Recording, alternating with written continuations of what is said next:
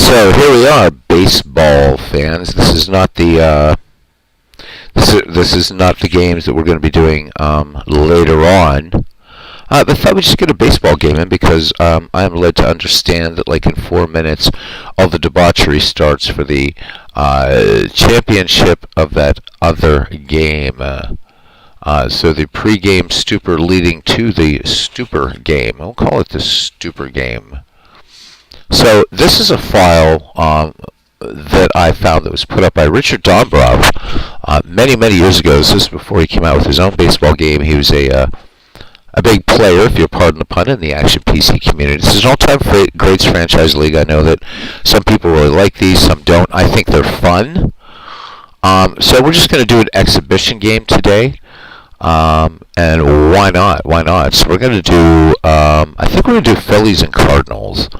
Why not? I was thinking of Cardinals and Cubs, but we'll do Phillies and Cardinals today. A little National League action. Just as an exhibition, we'll be back later in the day or early evening on the channel to do games 5 of the 1935 World Series. Is the first game of a doubleheader, and game 5 of the 1929 World Series is the nightcap.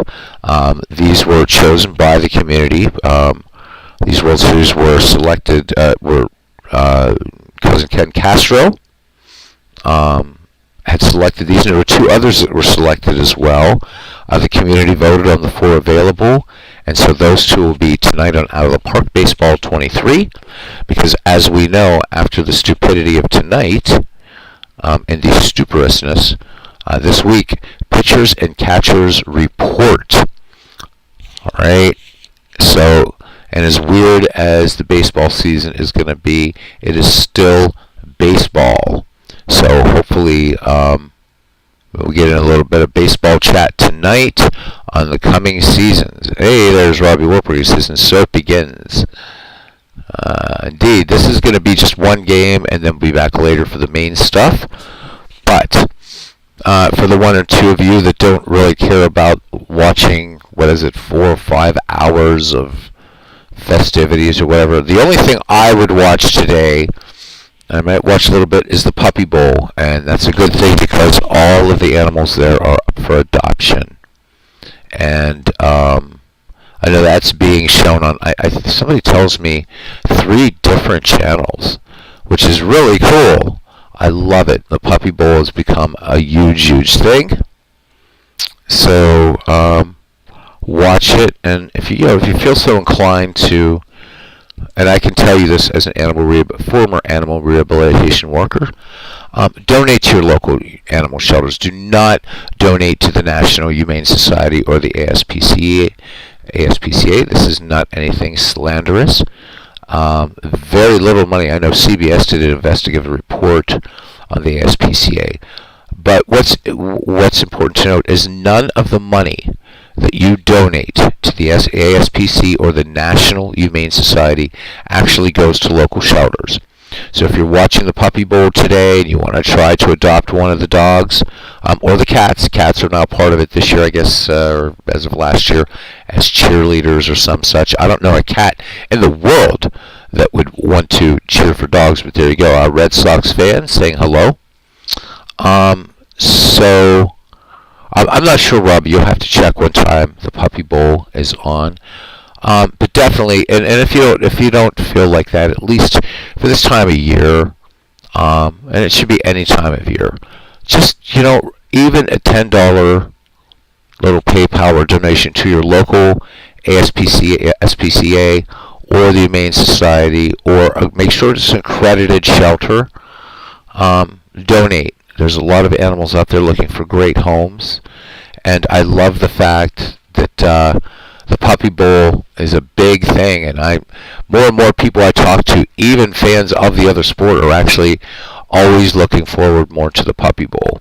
So do something good for the animals today. If you love that other game, this is great exposure for them. Donate to your local shelters if you can. Find some time to volunteer, believe it or not, and then we'll get to the baseball. go into your shelter maybe an hour or two a week. Sometimes, shelters need volunteers if you don't want to actually do the work. It's very, very hard, soul-wrenching work.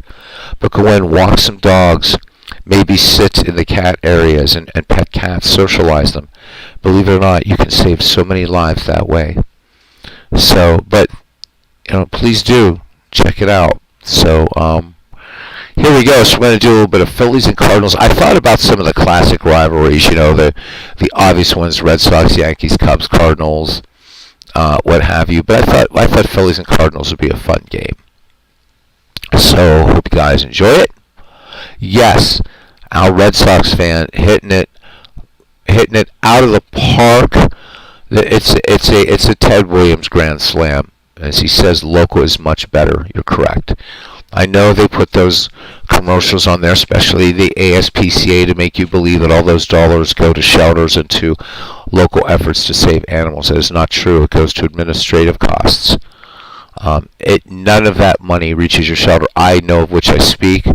I worked at a humane society, and we had never received penny one from the national headquarters. It just doesn't. Shelters rely on community donations, community volunteers.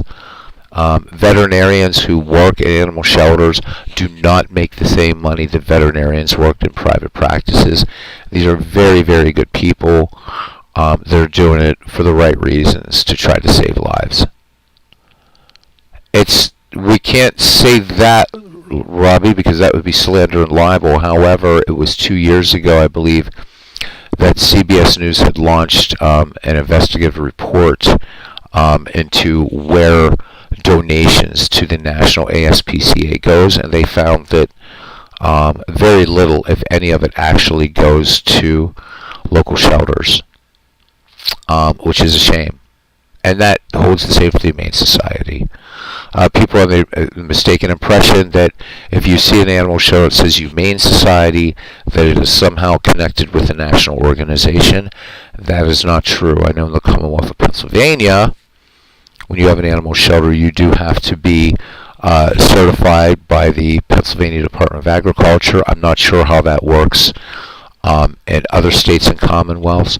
But the main takeaway is this: is watch the Puppy Bowl.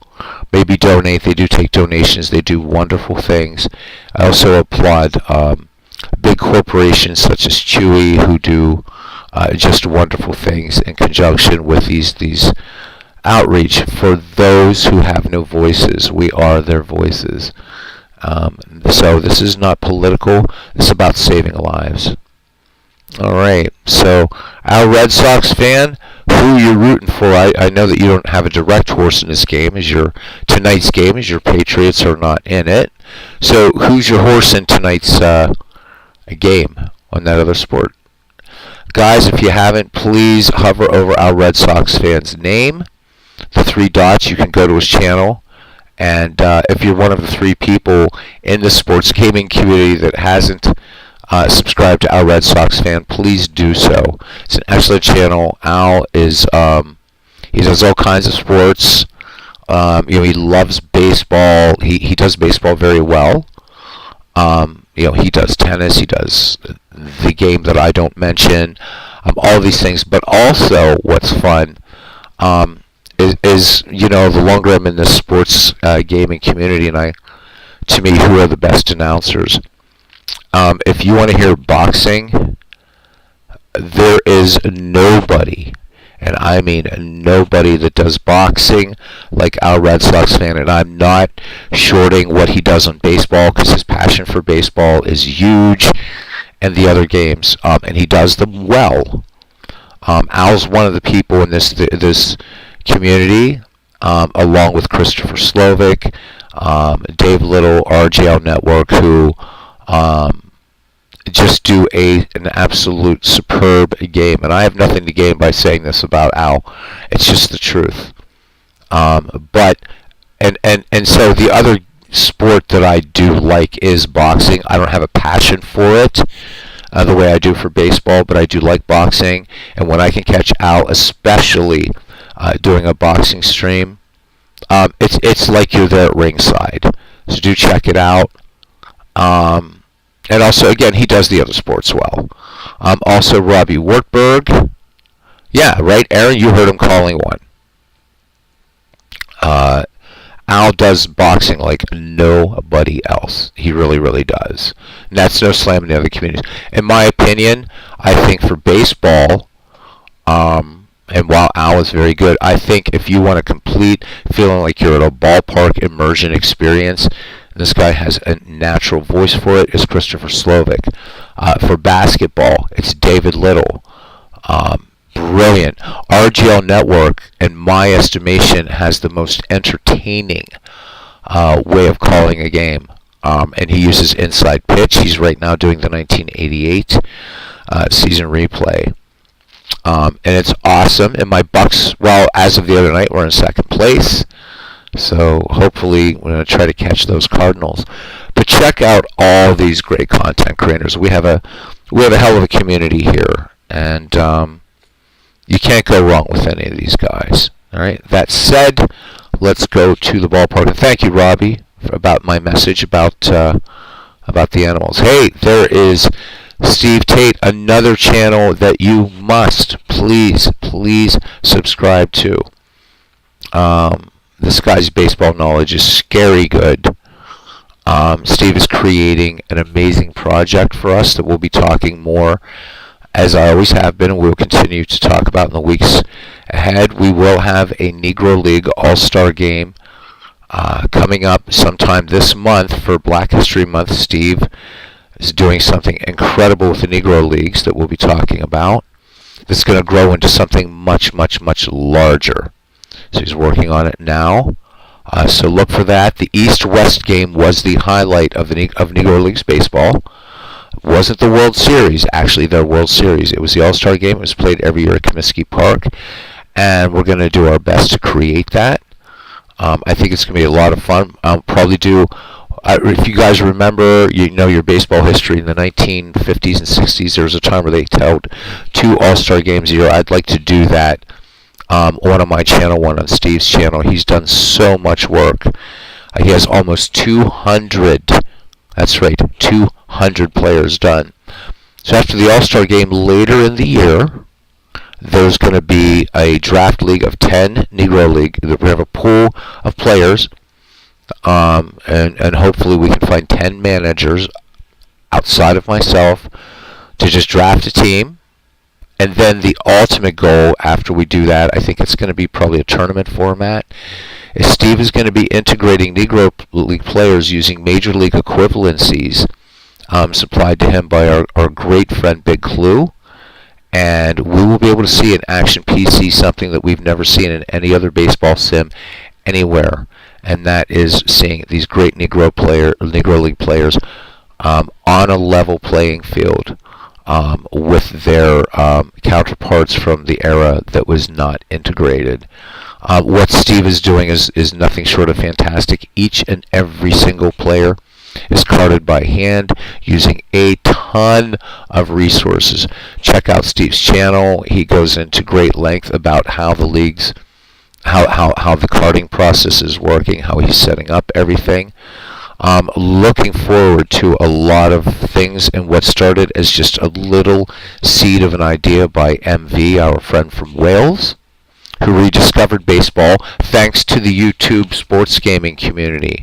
MV loved baseball, kind of got away from it, and now his passion for it is such that Thursday night, I believe, we cheered as a bunch of baseball geeks as he plunked down $435 to buy Baseball Complete for Action PC. So yeah, as Steve Tate says, so many possibilities he's done, and we do not want Steve to rush, but on the other hand, we're like, oh my God, please make it 6 months down the road so that we can actually do this, and then we can say that we can play baseball completely. Of course, we have another project in mind for Steve, but we're not going to say it to him yet. But the inclusion of this final project that we were talking about, and we would have the totality of professional baseball. But we got to give Steve a breather too. So, before we get into the game, also look for a baseball website that's going to be up. I'll be letting people know in the community. There will be files up there you can download. We're going to have a donate for Steve Tate's work that he's been doing not only in the Negro Leagues project, which is turning into something way more than MV and I ever imagined, but also his work in his 5-year franchise files, which frankly could easily sell as a $50 product through DK Sports. There's Big Clue. No, not Japan, although Japan would be another one too. Australia, but there's one more in America that's ignored. And Action PC Baseball would be perfect for it because as long as you can get the pictures right, it's a gender neutral thing. So there's a big hint for you right there. A league that I think would be awesome, and then you would have the totality pretty much of American professional baseball. So let's get to it. I thought Phillies Cardinals, but if you guys want to pick the two teams, we'll do that. This is Richard Dombrov made this file, I believe, way back in like 2007, and I found it amidst the hundreds of things that I have for Action PC Baseball, seasons, everything like that. And there is an all-time greats franchise league that comes with the baseball history collection, but I thought we'd have fun with this one. This one has much larger rosters, which may or may not be a good thing. So if you guys want to pick two teams, we'll do that. I know there's some pushback about all-time great franchise leagues, but I think they're fun just because you get to see some of these players and maybe players from franchises with which you're not terribly familiar. So there we go, and if nobody has any ideas, it's going to be Phillies Cardinals. And if you do, pop two teams in the chat. I'd like to keep them in the same league just in case the thing crashes. You can't recover if it's two teams from different leagues, so an American League, National League team, what have you. But let's do it. Let's do it. Let's have some fun. Okay, so Reds. All right, take care, Al. You too. All right, so Reds versus whom? And let me make sure I have a park set up for the Reds. There they are. Okay, so it's Crosley. All right, cool. So we'll have the Reds playing at Crosley Field. And then we need somebody else in the National League. We'll do some National League Baseball. And then tonight, as I said, will be the two World Series games we'll do. And those will be on Out of the Park Baseball. So we got the Reds.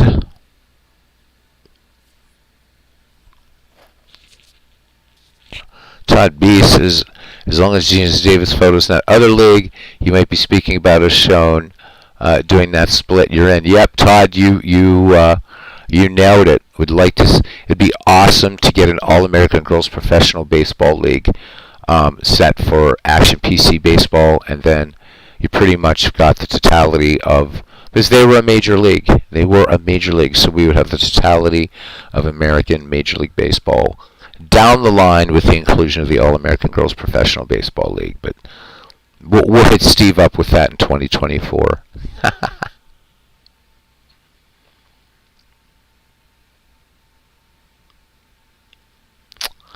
Aaron Reed says, I'm so excited on whom the Pittsburgh Clubs take on that from the NOS for clutch hitter. Yeah, they so a lot of people had fun with that. We will do that, Aaron, this week. We'll definitely do that. And I think some night this week I'm gonna finally do it, and we're gonna play some Super Mega Baseball 3. I played the first one, loved it. I have the third one, skipped over number 2. It was just kind of an incremental change, but Super Mega Baseball 3 is pretty much, well, it is as deep as MLB The Show, just with more cartoony graphics, but seriously fun baseball game that we'll do on the channel. I'm hoping this week we'll do a game. It'll be a lot of fun. Yeah, Aaron, the only reason I don't do the Pirates is because I'm a Pirates fan. So I'm trying to kind of look at other franchises. So, but if nobody comes up, it'll be a Reds-Pirates game. That'll be fine. That will be fine. We did Dodgers-Reds on Steve's 5-year league file a few weeks ago, so maybe we can keep the Dodgers out of it. So Reds fans, who's the big? I know the Pirates in the 1970s. It was the Reds and Pirates were big rivals, obviously. But and that's we don't even have to stay in the National League. We could do Tigers and Tigers and Indians would be fun. White Sox, I don't know who they're, whatever. We could go out in the West Coast. Of course, we got Robbie's Rangers here. We could do like the Rangers in Toronto. That would make Robbie happy, I'm sure, because he'll root for Toronto. Reds and Phillies. All right, so instead of Phillies Cardinals, we're going to do Reds and Phillies. Steve Tate calling it out. Yeah, Aaron, we'll do some more Pirate games. I know I don't do a lot of Pirate games on my channel. Because I'm a Pirate fan. Isn't that weird? All right. Reds at Phillies. Oh, now here we come. Here, Phillies and Mets is a good one too. Phillies and Mets is a nice little rivalry. Let's do Phillies Mets, and I think I have something set up for the Mets. Yup. All right, Phillies and Mets. Phillies and Mets exhibition. And again, this is Richard Dombrowski, which is his whole name. This is a file that he made. I think it was in 2007. You have to dig. I don't even know if it's still up there. You have to dig around on his site, but you can find it. There might be some other places. All right, so Phillies came up first, so Phillies will be the visitors. And the home team will be the New York Mets. And it looks good, and we're on our way to Shea Stadium. If you guys want to have some fun, because these are used rosters, I'll leave these at Human to start. You guys can pick the pitchers, starting lineups, and then we'll set the Phillies to computer. All right. So here we go. We'll start with the Phillies. And we always got to start with a pitcher. So you guys can see the screen, but for those of you just listening and just typing it on your phones or whatever. So we have Kid Gleason, Pete Alexander, Steve Carlton, Robin Roberts. Just trying to look at starters here. John Denny, Kurt Schilling, Larry Christensen, Epa Rixey. So you can see this is a big file. Chris Short, Tully Sparks, Randy Wolf, Kurt Simmons, and Charles Hudson are possible starters. Again, this would be a bizarre league to actually play out because I think Richard just went full bore on this. A ton of players. Oh, Pete. All right, first name that comes up. Pete Alexander gets the start for the Phillies. All right, let's look at the Mets. Pitchers. Tom Seaver, Dwight Gooden, Ron Darling, John Matlack, Jerry Koosman, Sid Fernandez, Mark Clark, Gary Gentry. Oh, wait, I'm looking at starters, yeah. Gary Gentry, Rick Reed, Bob Ojeda, David Cohn, Al Leiter, Craig Swan, Jim McAndrew. Doc Gooden. All right, should be a good one. Gooden versus Alexander. Love it. All right, let's go back now and let's set the lineup for the Philadelphia Phillies. And I'm trusting you guys to read the screen because there's just tons. I did a couple trades in this. Kyler traded him from the Cubs back to the Cardinals where he belongs, or back from the Pirates to the Cubs where he belongs, and traded Hornsby from the Cubs to the Cardinals where he belongs.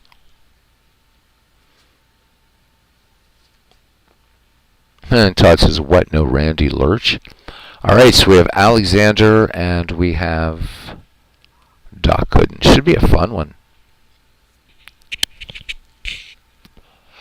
Now, if Cousin Ken was in the chat, and he's not, I know who his leadoff hitter would be Sliding Billy Hamilton. And did I change his picture? Yes, I did. This is the 19th century Sliding Billy Hamilton. Todd B says, he's talking about Randy Lurch. He said, when Lurch starts in my league, the bullpen warms up with him. That's funny. All right, so we have the usual suspects. Very much so, actually, Big Clue. I just got in maybe an hour and a half ago from doing music last night and spending the entire night and morning with her. Hence the more relaxed tone of my voice, one might say. Thank you for asking. It was so good to see her again. So, yes. And the female particle doing fine. Got me all these neat things for Valentine's Day. Very sort of nice things, not like kinky things or anything. It was really nice. It was a really nice night we spent together, so thank you. I miss her already. And she likes baseball. She's looking forward to going to some baseball games this year. And she loves sleight of hand magic. So Pittsburgh this year is hosting the International Brotherhood of Magicians Convention. She's totally geeked about going to that. So I'm going to check the schedule, and hopefully we can catch a Pittsburgh Pirates game during that long weekend as well. So she get to enjoy some magic and baseball at the same time. Be awesome. All right. Well, I'm relying on you guys for a lineup, or I can just let the computer do it, because it's an embarrassment of riches here. Again, these rosters are way too large, but they're fun. Robbie missed you too, but yeah. Hey, Arnold Hunter. All right, Richie Ashburn will lead off. All right, Richie, where'd they hide you? Again, Dave Cooks is a lot easier to use because it's smaller. Richie Ashburn will lead off for the Philadelphia Phillies. All right, let the PC do it. You can make changes. That sounds good. Then we're not here forever. And, of course, it's going to yank Alexander, so we'll put Alexander back in. Okay. All right. And then we'll go to New York. We'll do that, and then we'll switch back to the Phillies. And we got to put Gooden back in because you guys wanted Doc Gooden. All right. Oops. No, Doc Gooden, not Ron Darling. Jeez. All right. So here's what we have for the Phillies. Leading off is going to be Richie Ashburn. Then we have Dick Bartell, Chuck Klein, Dolph Camilli,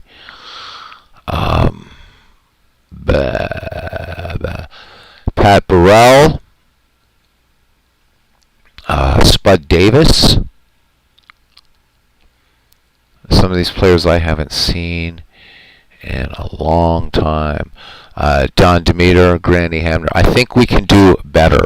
I think we can do way better. Oh my God. So Big Clue's going off. He says, none of you buttheads were on last night. First night I've gone to be at a decent hour in months. She's gone to bed. Okay, we're going to replace Burrell with O'Doul. We can definitely do that. So see you later, pal. Obviously, why? Come on, Schmidt on the bench and Demeter starting at third. Seriously? Oh my God! People come in here and I'd be, where's your Jack Schmidt? So Schmidt goes in. I got to make that one. We're moving Schmitty up. Do we want Schmidt batting? How about Schmidt and cleanup, guys, after Chuck Klein?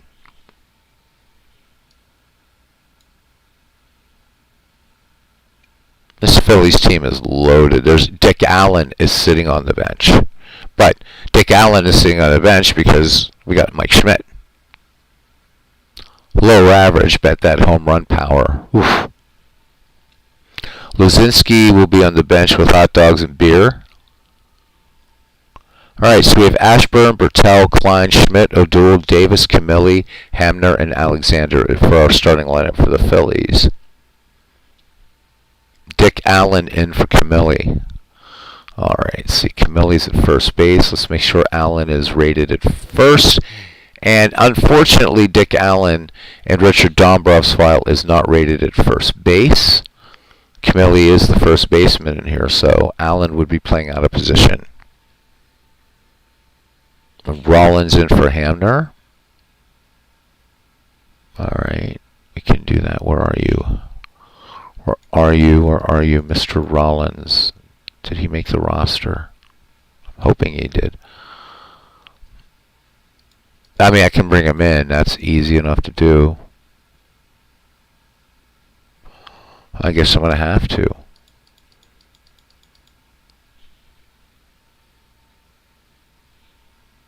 I'm not seeing Rollins. So we need a. Oh, I can't bring him in from this screen. So Rollins not going to get a. He's not going to get a start today because I would have to cancel out of this and start over to import him in. So how about somebody else? Todd B says Chase Utley. Okay, well we can bring in Chase Utley, but I would have to import Rollins, and once you're in the game screen, you can't import players, unfortunately. So we'd have to back out completely. All right, but we can definitely. Is Chase Utley on here? This is 2007. This is an older one. So I may end up switching to Dave Cooks because his is more up to date. Chase Utley is not on this. And remember, it's 2007. So I'll tell you what. That's what we're going to do. We're going to, because it looks like the players that you guys want, we're going to just click OK, play ball, and end the game. And I'll change the title. So that's fine. That's fine. All right. That is no worries, man. No worries. Baseball history. Decade teams, baseball history, franchise teams. So you're going to see with, actually with oh, stand by. All right. He's got some cool ones. Uh-oh. All right. Well, Steve, I better fire up my email, I guess. Maybe we're going to see something we've never seen before. So Dave Cooks is really nice because everything is broken up divisionally. The nice thing about Richard Dombrov's file is you have separate files for those iterations of the Senators. So for the first iteration of Senators, those guys are going to be in the Minnesota Twins team. For the Texas Rangers, that's going to be the second iteration.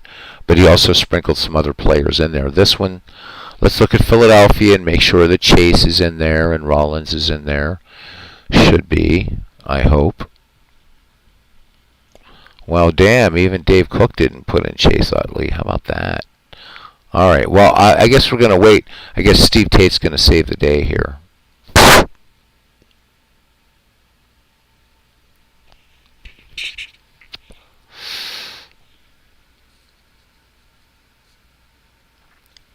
You imagine what files like this are going to be in 5 years.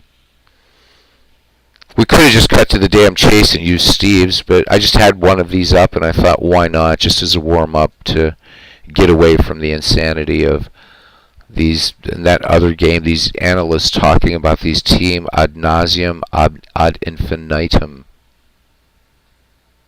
And pitchers and catchers report this week, baby. Ever stop making new files? Maybe his wife would see something she's never seen before. Forget buying Steve a coffee. We should take a collection from Mrs. Tate to say thank you for letting him do this. Got that. Todd B says he's got the sniffles and coughs. Going to grab some chicken noodle soup for lunch, then a nap, and hope to be back tonight. Hope to see you back tonight, my friend, for Game 5 of the 1935 series will be our first game, and then Game 5 of the 1929 World Series is the nightcap for our doubleheader. Lord willing, and the creeks don't rise. In the meantime, so Robbie wasn't even on last night? Wow, Robbie.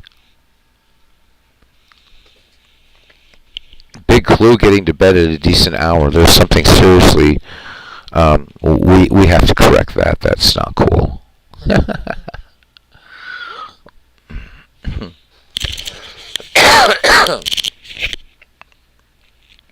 And we'll just have fun. It's just me being boring calling a game. I was going to do a baseball for Windows game, but I wanted to talk to you guys, man.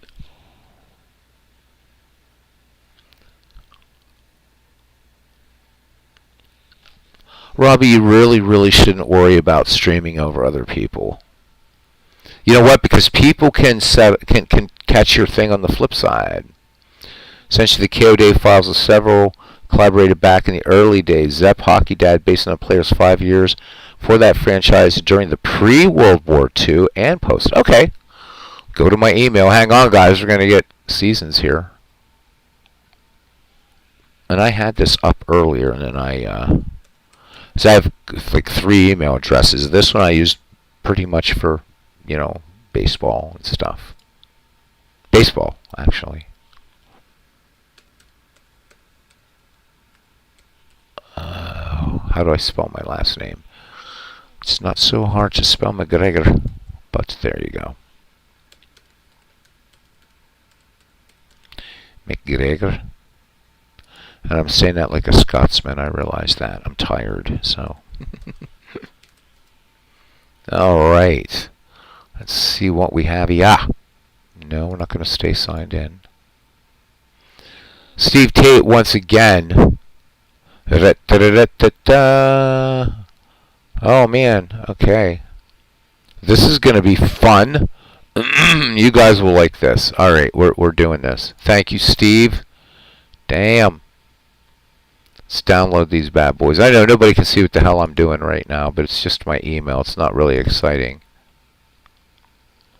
Put this on the desktop, and this is 1947 and 1993. Oh, this could be fun. And then 1901 to 1942. Wow, we could have so much fun with this. These. Alright. Alright, let me get these installed, gentlemen. As soon as I figure out where the hell they are. Okay, show in folder. And these guys, these 2 guys. These are very new, huh? Alright. Alright, so let's cut.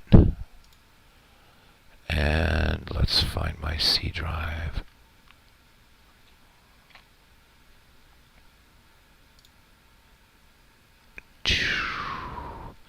DK Sports, thank you so much, Steve. Alright, seasons. And we'll just paste these guys in. Let's have a look. Okay, they're in there. I'm going to leave that up. Holy hell. This chat blew up while I was away. So, 1901 to 42. Okay, we'll do that. Steve says this is his favorite. He says that Mrs. Tate is at the store now and asked if she'd be asked if I'd be spending time with my baseball nerd friends today. Okay, these files were done in 2011. Wow. Baseball nerds. Well, we wear the appellation proudly. So I hope Mrs. Tate is cool with that. All right, let's install a season. You're saying the KOD. And remember, guys, pro tip: display all zip files, because the only thing that will show up is our actual DK Sports products. So make sure you hit that. All right. Da da da da da. There we go. 1901 to 1942. Let's install it. It's done. Let's see what goodies we have here. Look at this. All right. Let's see who we have. Oh man. Okay. All right. We're gonna be doing some old time baseball again. Okay. I'm not gonna bother installing the other one for right now. Cool.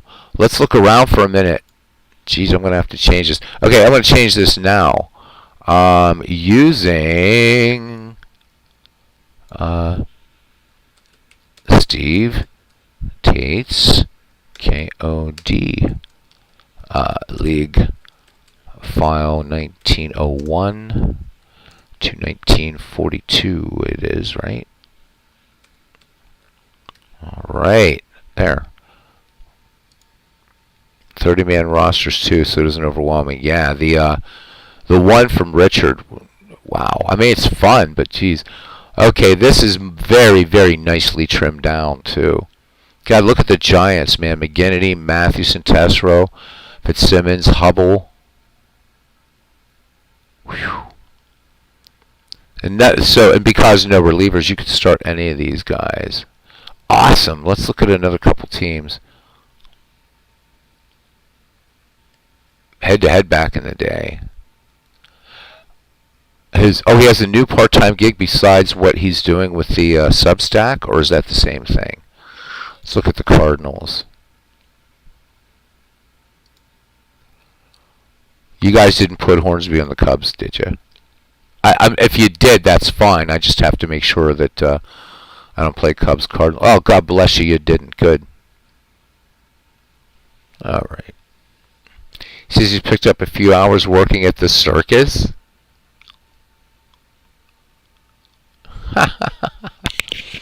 Saw a great picture of Cousin Ken on Facebook in some kind of race or something. Man, it was really cool.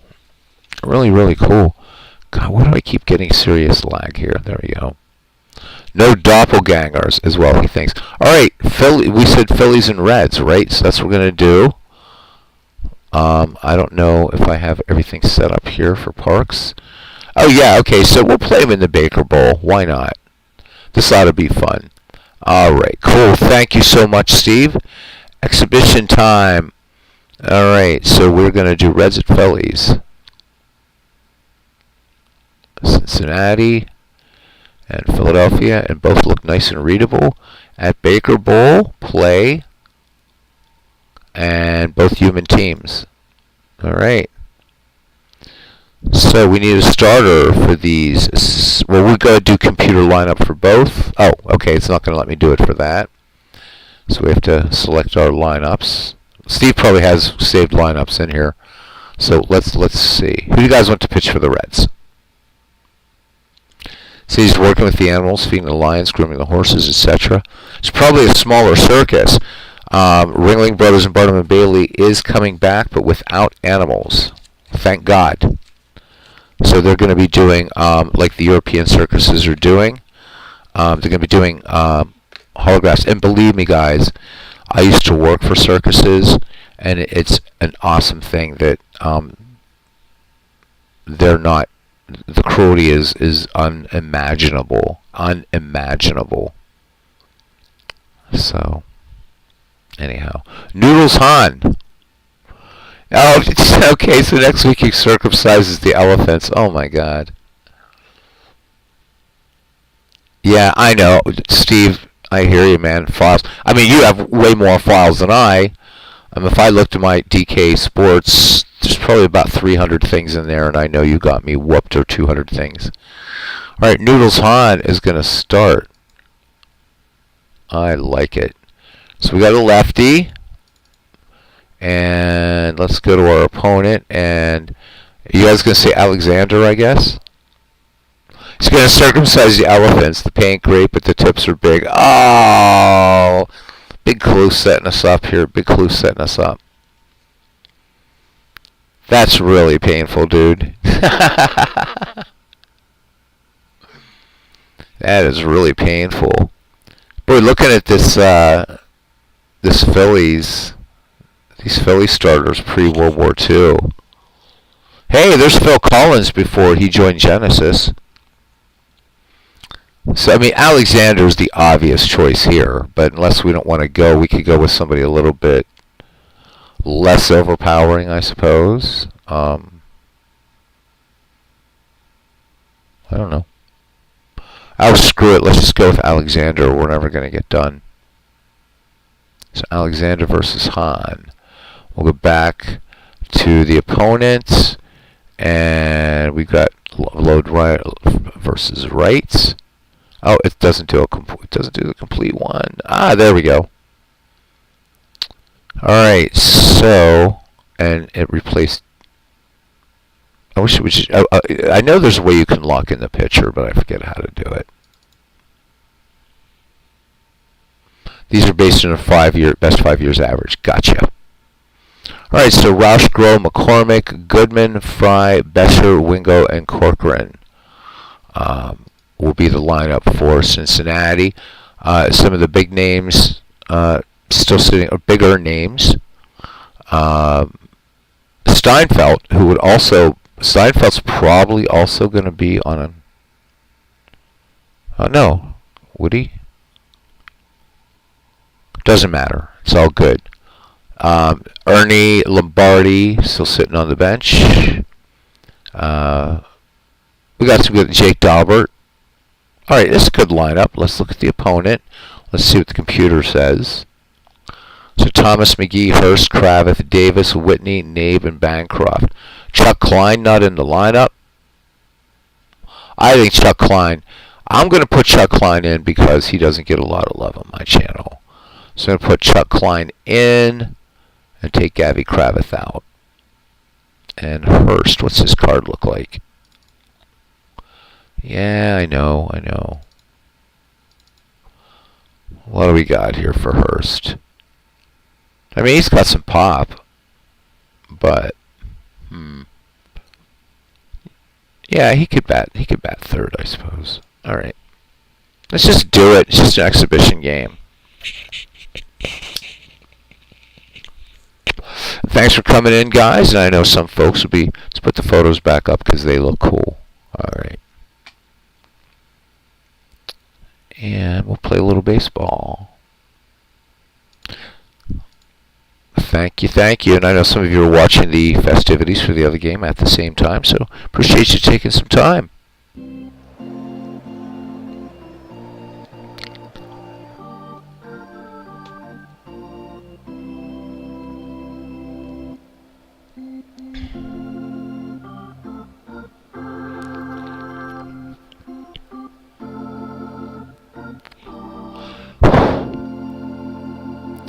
Alright guys, welcome to the ballpark. We are at Baker Bowl today for an exhibition between, again, this is a 5-year average file. This is different than the 5-year franchise file.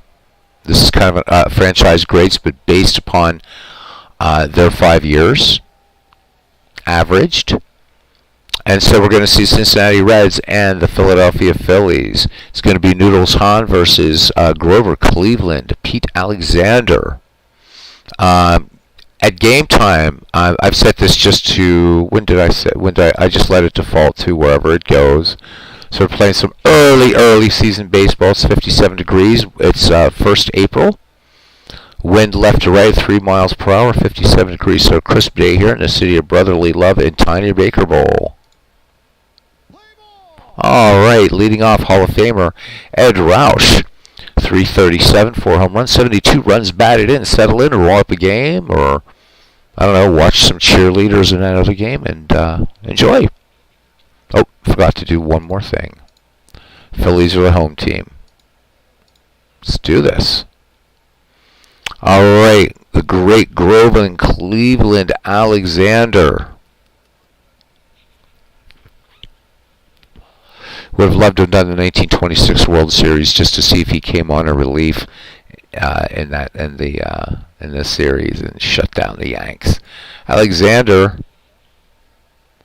so many great stories about him, and we've seen him in our leagues. The 1-0 pitch, and Roush sends this one out to left center. Sherry McGee back on it and makes a jumping catch and pulls this one out of the low fence.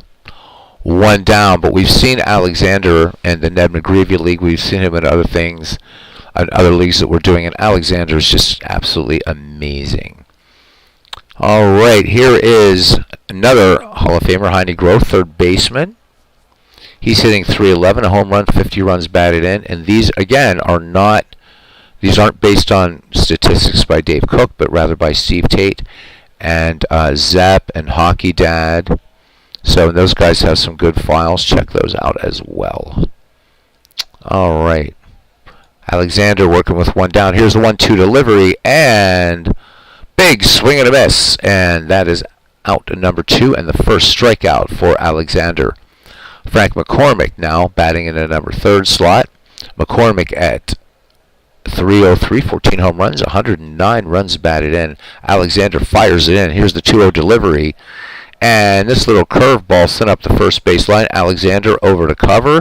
Hurst with the underhanded toss. 2-0 Pete to retire the side. No runs, no hits, no errors. We played a half inning. It's the Reds nothing and the Phillies coming to bat.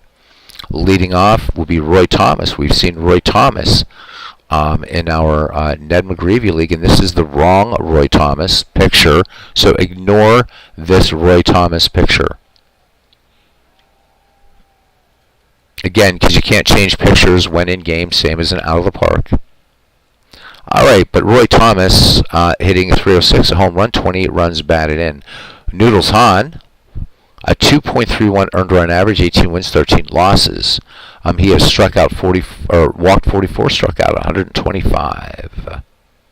The delivery now to Roy Thomas, the 3-1 pitch, and Thomas lays off the Hahn 3-1 delivery and draws the walk. So a runner aboard for the hometown Phillies. Thomas with 22 steals coming into today's exhibition. Sherry McGee, who should be in the Hall of Fame, hitting 309, 11 home runs, 91 runs batted in. Ivy Wingo, pretty good arm behind the dish. Noodles Hahn, the lefty, fires it in. McGee, first pitch swinging, and this one,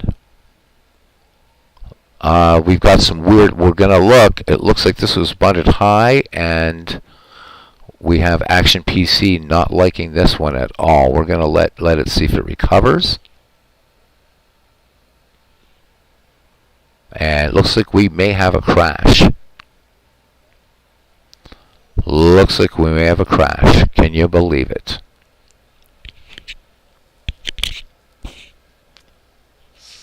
Nope, there we go. So, not sure what happens here. Wingo charged with a pass ball after all that. Roy Thomas at second. All right. Good enough. All right. Sherry McGee back in the box. The 1-0 delivery now from Hahn to McGee. McGee swings. This is a little chopper to first. McCormick in. Goes to Fry, covering to retire McGee for the first out, and Roy Thomas will make third. First baseman Don Hurst, 313 average, 20 home runs, 100 runs batted in. Phillies threatening here with one away in Tiny Baker Bowl. Hahn lets it go, the 3-1 pitch. Hurst swings, chopper up the middle. Fry has it. He'll go to McCormick at first, but coming in to score is Roy Thomas, and the Phillies take an early 1-0 lead here in inning number 1. Chuck Klein, who I really need to do more stuff to get him in. Chuck Klein, one of the great sluggers of the game. Klein with a 360 average, 36 home runs, 139 runs batted in for Chuck Klein. Bases empty, and a run in. Hahn delivers to the Philly slugger, the 2-2 pitch. And Chuck Klein called third, strike 3, inning over. But 1 run, no hits, no errors, nobody left. And we've played 1. It's the Philadelphia Phillies 1, the Cincinnati Reds nothing. Eval Goodman, the right fielder, will start it off here for Cincinnati. The number 4, 5, and 6 hitters coming up for Cincinnati. Goodman hitting 287. This is a player I'm not familiar with. 16 home runs, 75 runs batted in. If anybody knows anything about Eval Goodman, care to share any stories? Maybe not. Well, we'll probably get to the Howie Shanks level because Steve's here. All right, Alexander has 1 whiff in this game thus far. He winds and fires. Here's the 1-2 fastball. Goodman cuts and misses. Grover Cleveland Alexander hangs up his second K. As Robbie Wartburg says, you love seeing the quote-unquote fun-sized Baker Bowl. Thing is, as much as it's fun-sized, Robbie, you still have to be a major league hitter to hit it out of here. None of us could do it unless it was a fluke. But yeah, tiny little ballpark compared to something like Forbes, Huntington Avenue grounds, bigger park. Even Ebbitt's bigger park than this. This is a tiny, tiny ballpark. All right, Lonnie Fry, 268, 6 home runs, 49 runs batted in. A player I'm more familiar with than Goodman. Alexander winds and fires, and Fry sends this one to center field. Thomas giving chase, but I think this is not gone. Thomas making the catch just at the track. So 2 away. Thought that one was gone. And here's Bob Bescher. Bescher hitter, 262, 2 home runs, 40 runs batted in. Nice crowd here today in Philadelphia, and we all know, of course, that the Phillies use Lifebuoy soap. And here we go, Steve Tate. We'll probably have Eval Goodman's wife's name by the end of it. Goodman was an all-star right fielder, played for the Reds and Cubs. He once held the Reds' record for home runs with 30 in 1938. Cool stuff. All right, so we know something about Eval Goodman now. So I'm guessing Eval Goodman is going to be a player sort of like Ripper Collins, who Collins led, was the National League the home run champ in 1934 for the Gas House Gang Cardinals. That's what I'm thinking. And Big Clue says he wouldn't think that the 1993 Phillies used any brand of soap. All right, the delivery from Alexander to Bescher. The 1-1, hard hit into center field. Thomas up with it, but Bescher turned it on the Jets, has himself a 2-out double. So runner in scoring position for Cincinnati, and it brings up catcher Ivy Wingo. Wingo, 266 or 265 hitter. Home run, 35 runs batted in for him. Spud Davis sets the sign for Pete. Here's the delivery, 2-1 pitch. Fastball swung on, lined right to Alexander to retire the side. No runs, 1 hit, no errors, a man left. Bottom of the second, Phillies 1, Reds nothing. Spud Davis will lead it off here. Davis hitting an excellent .335, 10 home runs, 60 runs batted in coming into today's game. Noodles Hahn has struck out 1 and walked 1 in this game. 1-2 pitch, fastball, and this one lined for extra bases. Davis going for 2, leadoff double for Philadelphia. Davis in scoring position for Pinky Whitney, third baseman. We can have a look at Whitney here, some of these players. There he is. .312 average, 10 home runs, 107 runs batted in. Hahn has the sign, checks Davis at second. Spud Davis stole just 1 base last season. Hahn brings it now, the 0-1 pitch. Cut on, this one lined right to Heine Groh, and Davis having to get back quickly. Groh makes the leaping stop of that. Davis getting back to second quickly to avoid being doubled off. 1 down, that's always an embarrassing thing. Here's Otto Nabe. And actually, if we were to pronounce it properly in German, it would be Kanaba. Kanaba. There's no silent letters in German, but we'll use Nabe in English pronunciation. I'm hitting .255, a home run, 44 runs batted in. If we had Forever Remain 90 in here, he would be able to give us that, but my knowledge of Dutch tells me that there's no silent letters in German, so it would be Kanaba, or something like that. All right, here is the delivery from Hahn to Nabe. 0-1 pitch, chopper to short. Corcoran up with it on to McCormick to retire Nabe. Davis makes third on the play.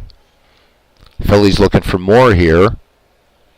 1-0 as shortstop Dave Beauty Bancroft at the bat now. .249 with 3 home runs, 31 runs batted in. Good. Oh, you did. You found a black and white Baker Bowl image for. It's already set up for baseball for Windows, Robbie? If you're a nice guy, you'd send me that file for sure. I'd appreciate it.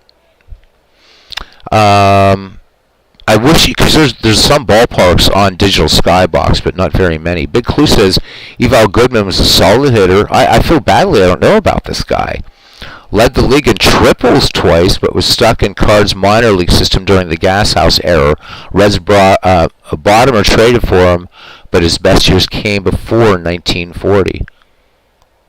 Thank you, and I've learned about a new player today. Thank you to Steve Tate, who also adding right before Big Clue's comment that Eval Goodman led the league in triples in 1935 and 36, and he's in the Reds Hall of Fame and was elected to that Hall of Fame in 1959. Yeah, I'm kind of ashamed of my Pirates. We just we're an old franchise and we finally have a Pittsburgh Pirates Hall of Fame. God. And someday we're going to actually have ownership that knows the game. All right, that'll be probably long after our 90s kids here will be dust. Anyhow, here's Bancroft now batting with 2 down, and Davis at third. Hahn from the stretch, full count, payoff pitch. Bancroft lays off and draws the walk. So Noodles Hahn has given up 2 free passes today, and here's Pete Alexander hitting .202 with 8 runs batted in. Big Clue says, let's not get carried away now. Well, no, I mean, I want to know about these players. Yeah, let's not get carried away, though, about the Pirates having ownership. Yeah, you're absolutely right. You're absolutely right, Big Clue. All right. Runners at first and third for Pete Alexander. Hahn delivers the 2-1 pitch. Change up, and Alexander slaps this one to third. Groh will go to Fry to retire Bancroft and the side. No runs, no hits. No runs, 1 hit, no errors. And we've played 2 here at Baker Bowl. It's still 1-0 in favor of the Phillies. Here's Tommy Corcoran, shortstop due up for the Reds. And then he'll be followed by Noodles Hahn in the top of the order and Ed Roush. Corcoran, .238 hitter, a home run, 64 runs batted in coming into this exhibition. Alexander has rung up 2 thus far.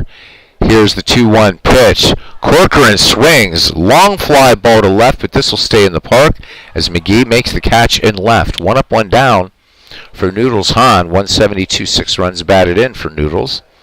Bats left. Alexander fires in, and after getting a sign from Davis, the 0-2 base hit. This one off the right field wall. Hahn going for 3. Klein's throw gets to Nabe. Nabe from the cutoff to Whitney, and Noodles Hahn picks up the triple. 1 down. Reds looking to tie it up here. We're back at the top of the order, and center fielder Ed Roush. Roush gave it a ride to very deep left center his last time up. Alexander works in the stretch with 1 down to Roush. The 2-0 delivery. Roush swings. Liner right to Bancroft. So the frozen rope handled easily by the Hall of Fame shortstop. 2 down. And Heine Groh. He struck out back in the first. Reds looking to tie it here. Alexander from the stretch. 2-2 pitch to Groh. Groh swings, fly ball to center. Thomas going back. Thomas is not going to get to this ball. It is off the wall. Hahn will score. The Reds will tie it up here. And the RBI double by Heine Groh. It is 1-1. 2 down for Frank McCormick. Grounded to first. Alexander checks Groh at second. McCormick swings in this first pitch. Routine fly ball to right. Chuck Klein has it for the putout to end the inning, but 1 run, 2 hits, no errors, and we've played 2.5 here at Baker Bowl. Phillies and Reds are tied. Roy Thomas set to lead it off here for Philadelphia, back at the top of the order. So Thomas, McGee, and Hurst. Thomas walked in the first. Noodles Hahn has walked 1, struck out 2. Hahn into his motion. Frank Thomas sends this first pitch, routine to center field. Ed Roush makes the call and the catch. 1 down for should-be Hall of Famer Sherry McGee. McGee bunted out back in that sort of weird play back in the first. Hahn brings it home, the 1-1, and plunks McGee. Noodles Hahn plunks McGee. McGee is not pleased. Hahn yelling back at McGee. Umpire issuing rather polite warning. Gentlemen, this is an exhibition game. So McGee kind of just taking it easy, taking it chill there at first. Don Hurst 0 for 1 in the contest. He grounded to second, the first scoring Thomas, giving the Phillies a brief 1-0 lead. Sherry McGee stole 30 last season. Hahn with a check of the runner, throws over. McGee back ahead of McCormick's tag. Hahn now, 2-2 pitch on Hurst. Hurst, bouncer to short. Corcoran coming up with a nice play. Fry on to McCormick for the inning-ending double play. If you're Noodles Hahn, you couldn't ask for much more. No runs, no hits, no errors. And the double play erases the base runner. We go to the fourth. Reds and Phillies locked at 1. Eval Goodman struck out back in the second. Pete fires it in, the 1-0 delivery to Goodman. Fastball. Goodman sends this one to left field routine. Sherry McGee makes the catch. 1 down. Game moving along nicely here, and Lonnie Fry steps in. Second baseman flied out back in the second. Here's Alexander's 1-1 pitch. Fry swings. This one fouled on the third base side. Whitney giving chase, but this one is going to make the stands easily. Nice souvenir for somebody here at Baker Bowl. Fry back in. The 1-2 from Alexander. And this one chasing at a bad pitch, Lonnie Fry, and that will be strikeout number 3 for Alexander. And here is Bob Bescher. Bescher doubled to left center. Yeah, thanks, Robbie. I don't know that I have it. If you found it on the Appa Zip site. But thank you, buddy. Appreciate that. Big Clue says Baker Bowl may not be as half as nice a ballpark as Citizens Park, but at least you didn't have to fear for your life walking to get there back in the day. Isn't that true? Just got to put the Mafia back in charge. Anyhow, Alexander delivers to Bescher. 2 down, and Bescher also chasing a bad pitch. That is strikeout number 4 for Alexander. No runs, no hits, no errors. Go to the bottom of the fourth. It's 1-1. Chuck Klein will lead it off. I'd love to see Chuck Klein crank one. He struck out back in the first. Thank you, Robbie. Right, I know, and that's just I've heard that when people would go to Veterans to see the Eagles play, who were in that big game tonight, it was the fans were nuts, man. Philadelphia. Of course, the treatment Philadelphia fans gave Jackie Robinson in his inaugural year. I'm going to munch on a quick Milky Way here because I'm getting pretty bad. Of Philadelphia, Jackie was treated horribly there, even more horribly than the other parks, it seems. All right, here is a delivery from Noodles Hahn to Chuck Klein. 1-2, Klein swings, fly ball to right. This isn't going to have the distance, though. Goodman gets it in front of the scoreboard, 1 away. Catcher Spud Davis had a double back in the second. Southpaw Hahn delivers the 1-2 pitch. Base hit into left. Bescher up with it, gets it back into the cutoff man Corcoran. So Davis aboard with 1 down, and Pinky Whitney. Phillies third baseman line to third. Hahn brings it now, the 1-0. Change up, and Whitney base hit into left. Bescher up with it. Davis rounding second. He will not advance. 2 on for Philadelphia here in the bottom of the fourth for Otto Nabe. Otto grounded to short back in the second. No real speed for Philadelphia on the base paths. Hahn winds and fires. Fastball swung on. Hard hit ground ball to short. Corcoran to Fry, but the hard slide by Whitney will break up the double play. 2 down. Runners now at the corners. Davis the third, Nabe at first, and that brings up Dave Beauty Bancroft. Bancroft walked back in the second. Steve, this is a great file. I love it, man. Thank you. This is a great, great, great file. Hahn brings it home from the stretch in the 1-1 to Bancroft. Bancroft grounded to third. Oh, what a play by Groh. Going over to get that ball, taking it on the short hop. That one, he looked like Brooks Robinson on that play. No runs, 2 hits, no errors. We go to the fifth, 1-1. What a great play by Heine Groh at third. Oh, man, this is like, talk about my wheelhouse, my friend. Thank you, thank you, thank you. And Robbie, thank you for sending Baker Bowl, because again, I'm not sure that I have it for Baseball for Windows. I have most of the parks I can find out there. And I'll send a nice file for you of all kinds of parks that you can play in baseball for windows for older seasons that I have. I have to get them sent to you. 16 ballparks. I don't know where. I think somebody took them from High Heat. They're neat. They're more of an above, a higher perspective. But for older replays, you're covered. By the way, Robbie Wartburg starting another project, but this is one that we suggested that he do.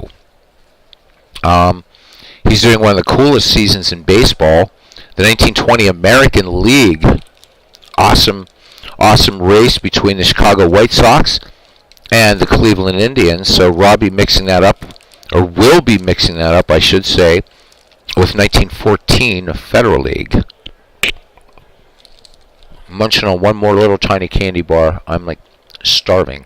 And candy bars are not good when you're starving, but it's baseball, damn it. Ivy Wingo, 0-1. He will lead it off here for Cincinnati. And he smoked one right back to Alexander in the second. Alexander brings it home, the 0-1. Wingo, ground ball. Bancroft ranging far to his left. And in one smooth motion, makes the pick and the throw to Hurst to retire Wingo. And here is Tommy Corcoran. Corcoran gave it a ride to deep left back in the third. Alexander winds and fires the 1-0 to Corcoran. He swings, grounder to third. Pinckney up with it. Sets and throws onto Hurst to retire Corcoran for the second out of the inning here. And the visitors have the fifth. Pitcher Noodles Hahn tripled back in the third. Hahn would eventually score. Alexander with the 1-2. Fastball. And called strike 3. So Grover Cleveland, Alexander picking up strikeout number 5. No runs, no hits, no errors. Bottom of the fifth. And we are deadlocked at 1 here in Philadelphia. Reds and Phillies using a file that Steve Tate, Zepp, and Hockey Dad collaborated on back in 2011. This is an all-time great franchise file, 1901 to 1942, based on a player's 5-year average. So a really, really nice spin. So Steve, I have to ask you, and you may have answered this before, was it working on files like this one that really got you to get more granular for the 5-year franchise file? Just really curious. I think you mentioned before that this was kind of a catalyst for that later on, and those amazing 180 or 180 plus teams you've done now, which those files we all love. So just curious. So I think big clue is. It's a big clue. Don't know to whom he's referring this to, but to whom he's referring. He says, I don't know if you would do it, but he'd love to see the 1921 American season replayed with projected stats for the Black Sox players as if they hadn't been banned. That's easily done in out-of-the-park baseball. Easily done. And yeah, frankly, the White Sox only missed the 1920 pennant, but yeah, it was super close. Not hard to imagine them winning more if not for the distraction of that court proceeding that summer. And Landis dropping the hammer after these guys were acquitted. So out-of-the-park baseball has a way that you can project from one season into the next, so that'd be super easy to do in out-of-the-park baseball. That would be really, really fun. That's a cool idea. Really, really cool idea. I like it. 1921. See them take on see how they would do against the Yankees. Definitely could do that. And out of the park already every season in there as played in terms of schedule, which is really nice. All right, Pete Alexander to leave it off, because I need a project. Once Ned McGreevy's over, I got nothing. I got nothing, man.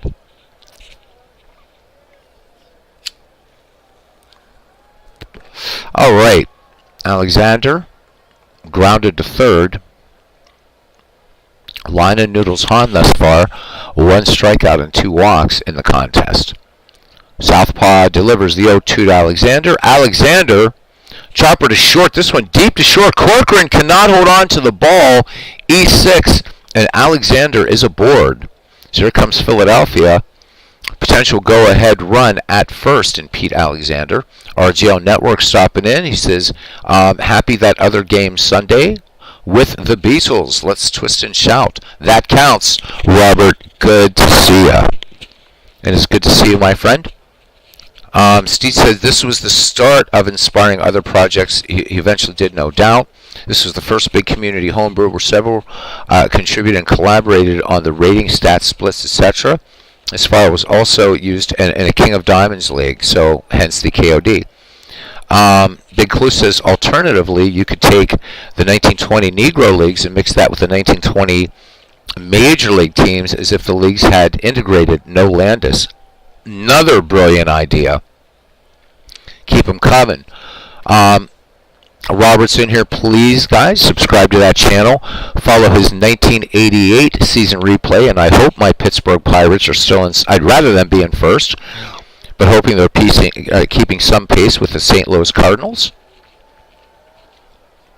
All right. So we got some good content creators in here. Subscribe to those channels. Robbie Wertberg, RGL Network, Steve Tate. Our Red Sox fan came in and hung out with us earlier. Our friend Aaron Reed. Don't know if Aaron's still with us. Aaron Reed hanging out with us. Todd B will be back for tonight's World Series festivities. Yeah, yep. Nice AC/DC reference. Story behind that one. Anyhow, Alexander at first. And here's Roy Thomas. We're back at the top of the Philadelphia order. He walked and flied to shallow center. Southpaw Hahn delivers 0-1 delivery. Fastball to Thomas. Thomas swings. Grounded to second. Fry will go to Corcoran at short. But they will not turn the double play. Thomas makes first in the fielder's choice. One down for, again, I'll say it should be Hall of Famer Sherry McGee.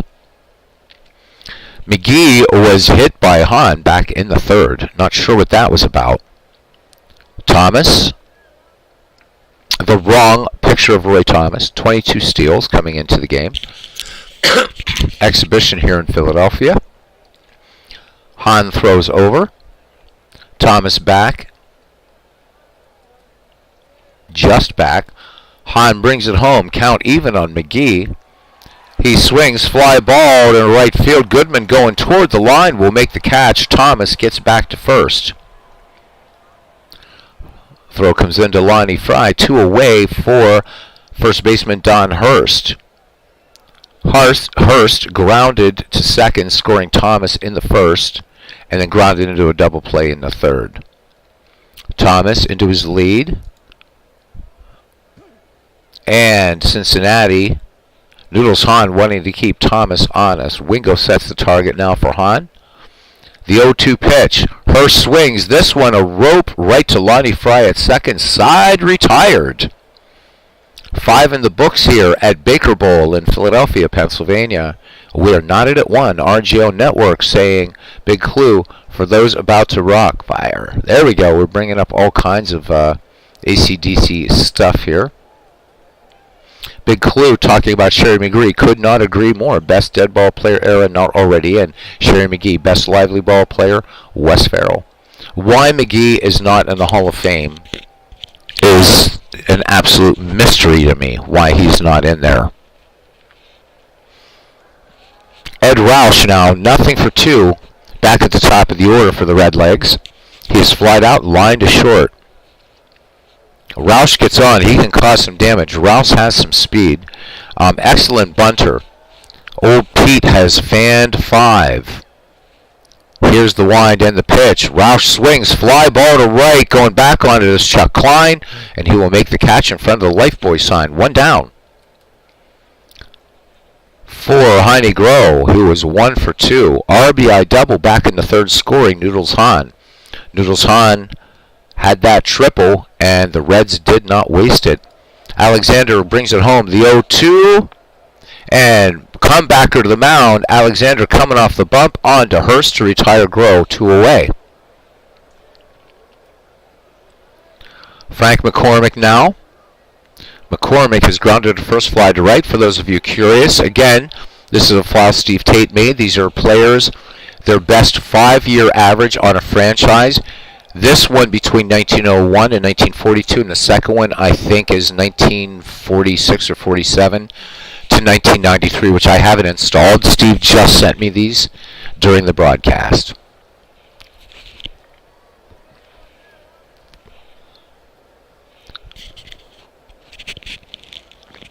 Oh man, big clue. He says you need to pick up some old Spalding baseball guides. Those Spalding annuals are awesome. From the 1930s from research, and a couple of them showed up in the mail Friday. Oh my God, he says, what a delight flipping through those. Can only imagine. I've only ever, well, that's not true. When I worked, I was a curator at Penn State, and we had some of those in the stacks at Penn State.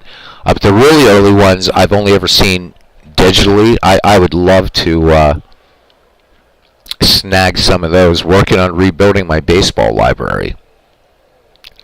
All right, McCormick nothing for 2. He is grounded out and flied out. Nobody on. 2 away. Alexander the 0-2. McCormick sends this one to center field. Thomas draws a beat on it and makes the catch. No runs, no hits, no errors. We've played 5.5 in the city of brotherly love, and the Reds and Phillies are knotted at 1. Chuck Klein will lead it off, followed by Spud Davis and then Whitney. Klein thus far has struck out and flied to deep right center. Hahn brings it home. The 0-1 to Klein. Klein swings. This one's going to stay on the ground, grow up with the throw across the diamond. It's going to be close. And they get Chuck Klein by a step. 1 away. Yep. Those they're dense. They're so texturally dense. This big clue says they really put things like Street and Smith's Baseball Digest, etc. to shame. Oh, and he says the 8th edition of Total Baseball showed up last week too. Inspired me to go back and restock on the encyclopedias. Thank you so much. You are welcome so much. Glad to see you got the 8th edition of that hernia-inducing awesomeness, Total Baseball. All right, 1 down for Spud Davis, who's 2 for 2. He has doubled and singled.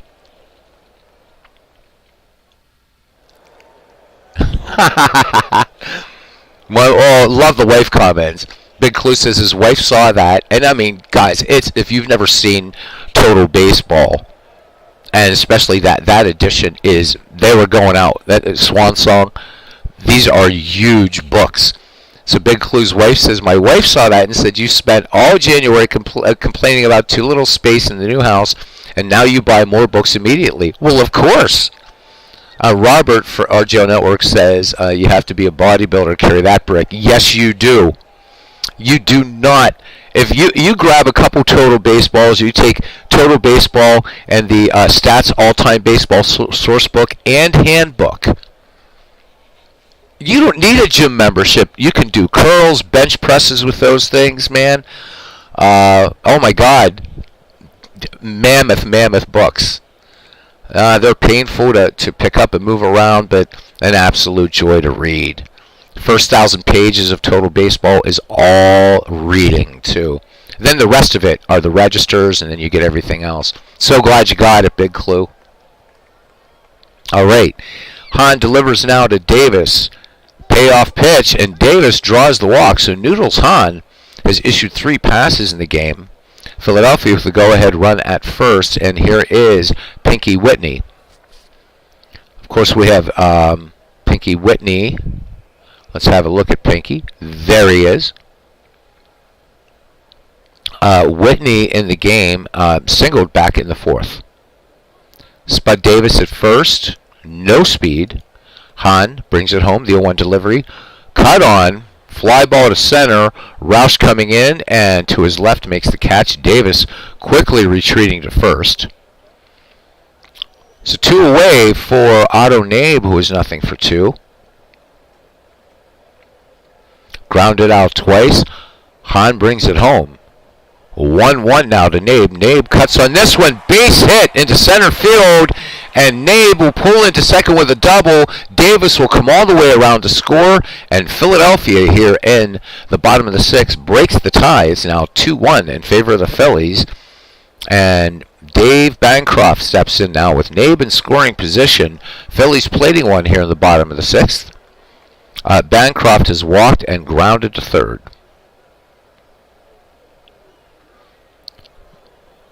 Otto Nabe, not exactly slow, 15 steals last season. He'll choose his spots.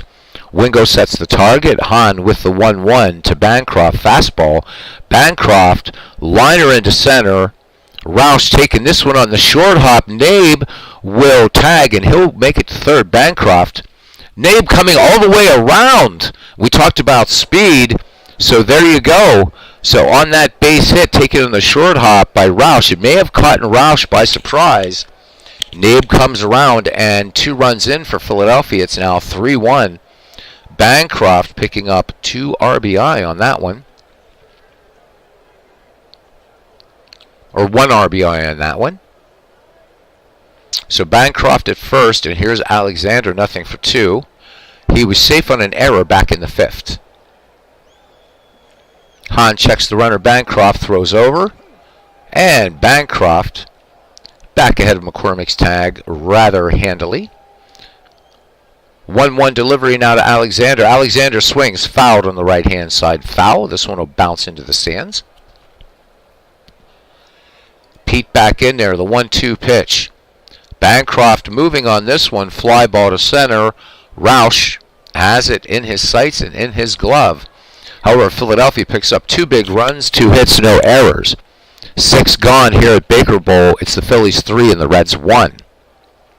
And here's our player we've been talking about, Eval Goodman, batting in the cleanup spot. He'll be followed by Lonnie Frey and Bob Bescher.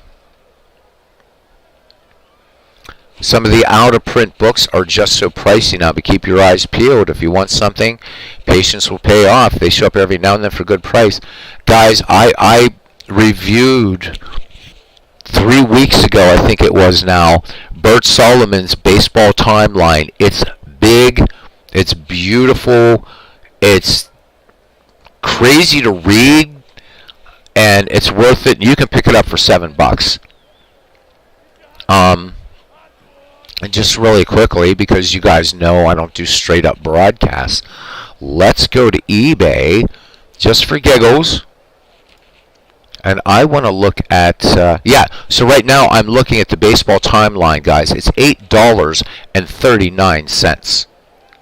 Or $8.35 on eBay right now. And it's brilliant. It's a year-by-year history of baseball. Going up, I think, to 2001 or something. It's an older book, but plenty to read. So check out my sort of quick review of it. I'm sorry I couldn't do more with it. But let's look at just quickly the stats all-time. Let's use stats all-time. That should be enough for us. Let's see if any of those, because there's one in there, the 2nd edition. Okay, so the 1st edition of the Stats All-Time Major League Handbook. This one always a little bit more expensive than the source book, so it's $41. That one's pricey. The source book, which I actually prefer. Let's see. Also, let me see if the source book is out there. Just really quickly, just to give you have some fun on eBay, man. You can find these things. Now, if you want the 2nd edition of the All-Time Major League Handbook, it's $24.99 right now on eBay. It doesn't look like the source book is anywhere on there, but there's other bargain sites you can check. They are there. They are there. Get them. The source book is better. I think the handbook is basically a player register. And I remember buying it, and it came with a magnifying glass when it originally came out.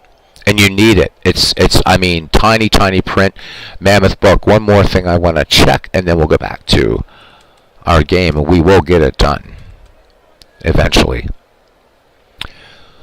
Total Baseball. What's out there for Total Baseball? So Big Clue might have snagged it up. So Total, yep, there is a Total Baseball. So the 7th edition, guys, $11.24. The only thing it's missing is a dust jacket. Looking at the picture, it looks great. Of course, John Thorne. This is Thorne, Palmer, Gershman. I don't think Michael Gershman is with us anymore. I can't see what edition. If this is the edition with Lou Gehrig, if you had the dust jacket.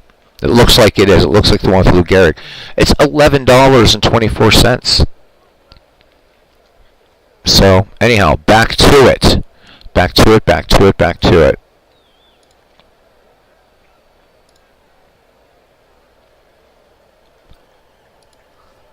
Big Clues, by the way, Sherry McGee batted 500 in his career in the World Series. Oh yeah, so the Biographical Encyclopedia of Baseball is great stuff. Definitely get that. There's one called The Ball Players. That's superb. Also, if you can grab the second edition, the first one's good, but the second, The Cultural Encyclopedia of Baseball by Jonathan Light, is brilliant, and it's a very different kind of baseball encyclopedia. Maybe I'll review it sometime. Good stuff. Alright, so Goodman has aged 3 seasons while I was doing all that talking. Here is the 0-2 delivery to Goodman. And Goodman called third strike 3 as this one catches the outside corner. Alexander picking up strikeout number 6 and enjoying a 2-run lead here in the top of the 7th. Alexander now ready to deliver to Lonnie Fry. Fry swings, fly ball. This one's going to make the stands on the right-hand side and foul. Klein giving good chase, but this one he's reaching in the stands, just missed. Fry back in there, 0-2 delivery to Fry. Fry base hit up the middle. This one past Alexander, splitting Bancroft and Nabe up the middle. Thomas gets it in. So Lonnie Fry with the 4th base hit for Cincinnati, and that brings up Bob Bescher. Bescher has doubled and struck out. Lonnie Fry with 11 steals. Alexander checks the runner, the 0-2 to Bescher. Bescher swings this one up the middle. Nabe to Bancroft, and they will not turn the double play. So Fry out on the double, or on the fielder's choice, 2 away. Bescher at first for Ivy Wingo. Cincinnati catcher has lined out and grounded out. The 0-2 from Alexander. Wingo, fly ball to center. Thomas going back on this ball, makes the catch. Side retired. 7th inning stretch time. It's the Phillies 3 and the Reds 1. Gershman passed. Yeah, Michael Gershman. I was pretty sure it was Michael Gershman because I know one of the total baseballs was dedicated to Michael Gershman, and I think the final final total baseball was dedicated to somebody else. Was it David? Was it Pietruzzi? David Pietruzzi, I think, also was part of the total baseball series. I think he was the other one. He's no longer with us. Can't remember offhand right now. It's way over, and one of my cats among my baseball books is actually sleeping on top of the final edition of Total Baseball. So, can't tell you. Forever Remain 90 is in here. Welcome in from Germany. He says hello to me, to Steve, Robert, and to the rest of the chat. Awesome to see you in here, my friend. All right, Thomas to lead it off here for the Phillies in the bottom of 7th, and this is Steve Tate, along with the collaboration of Zepp, Hockey Dad, and others, a 2011 file of all-time franchise greats based on a player's 5-year average. So this isn't the 5-year files that we know now. This is something earlier, and Steve so kindly sending me. This is awesome. I love this. I love this file. Hahn delivers to Thomas now. Thomas swings, and line drive base hit into right field. Goodman quickly up with that ball, getting it into Lonnie Fray. Noodles Hahn needs to hold these Phillies. 2-run differential right now. Heine Groh playing in a third for Sherry McGee, who is nothing for 1. Hahn throws over, and we have a caught, or we got it, so caught napping. Let's look at this again. So McGee squares around, Hahn throws to first, McCormick with the tag, and out. Out. So Thomas caught napping. And here's McGee. Back in the box, base is empty, one out. McGee lofts this one to center, no trouble for Ed Roush, 2 down.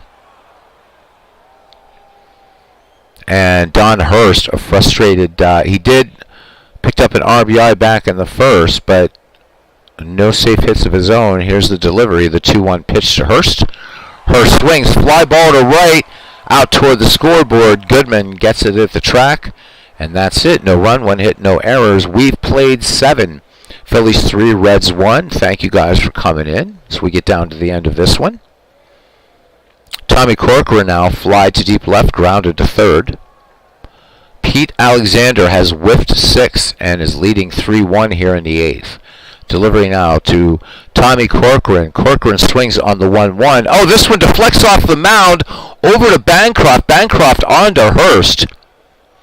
This one kicked off the mound, and Bancroft playing it beautifully. Nice, rather unconventional 6-3 putout. Looked like it may have deflected from this vantage point. Hard to see if it deflected off the glove of Alexander or off the bump itself, but nonetheless, great play by Bancroft to stay with that ball. Noodles Hahn, 1 for 2. He has a triple and a run scored in this game. Old Pete, base hit by Noodles Hahn, and it's a double for Hahn. So the other night in the game, we had a pitcher just a home run short of the cycle, and here's Hahn now with a double to add to his credentials for today's game. Ed Roush now, we're back at the top of the Cincinnati order. Roush has flied out twice and lined to short. The 1-0 delivery from Pete Alexander to Ed Roush. Fastball, base hit by Roush. Coming around third is going to be Hahn, and they flash the stop sign. So Chuck Klein with a superb arm out there. Actually, great arms in center and in right for Philadelphia. So they're not going to send Noodles Hahn. Runners at the corners for Heine Groh, who is 1 for 3. RBI double back in the third. From the stretch, Alexander deals to Groh, the 1-2 pitch. And that's going to be chasing. So Groh expanding the strike zone for Alexander, and Alexander will take it, and he has rung up 7 Ks, 2 down for Frank McCormick, nothing for 3 at the dish. Alexander delivers the 1-0. McCormick swings, fly ball to center field. Thomas back on it, side retired. The Reds threaten, but they do not score. No runs, 2 hits, no errors, 2 left. We go to the bottom of the 8th. Philly still leading the Reds 3-1. Good stuff, good stuff.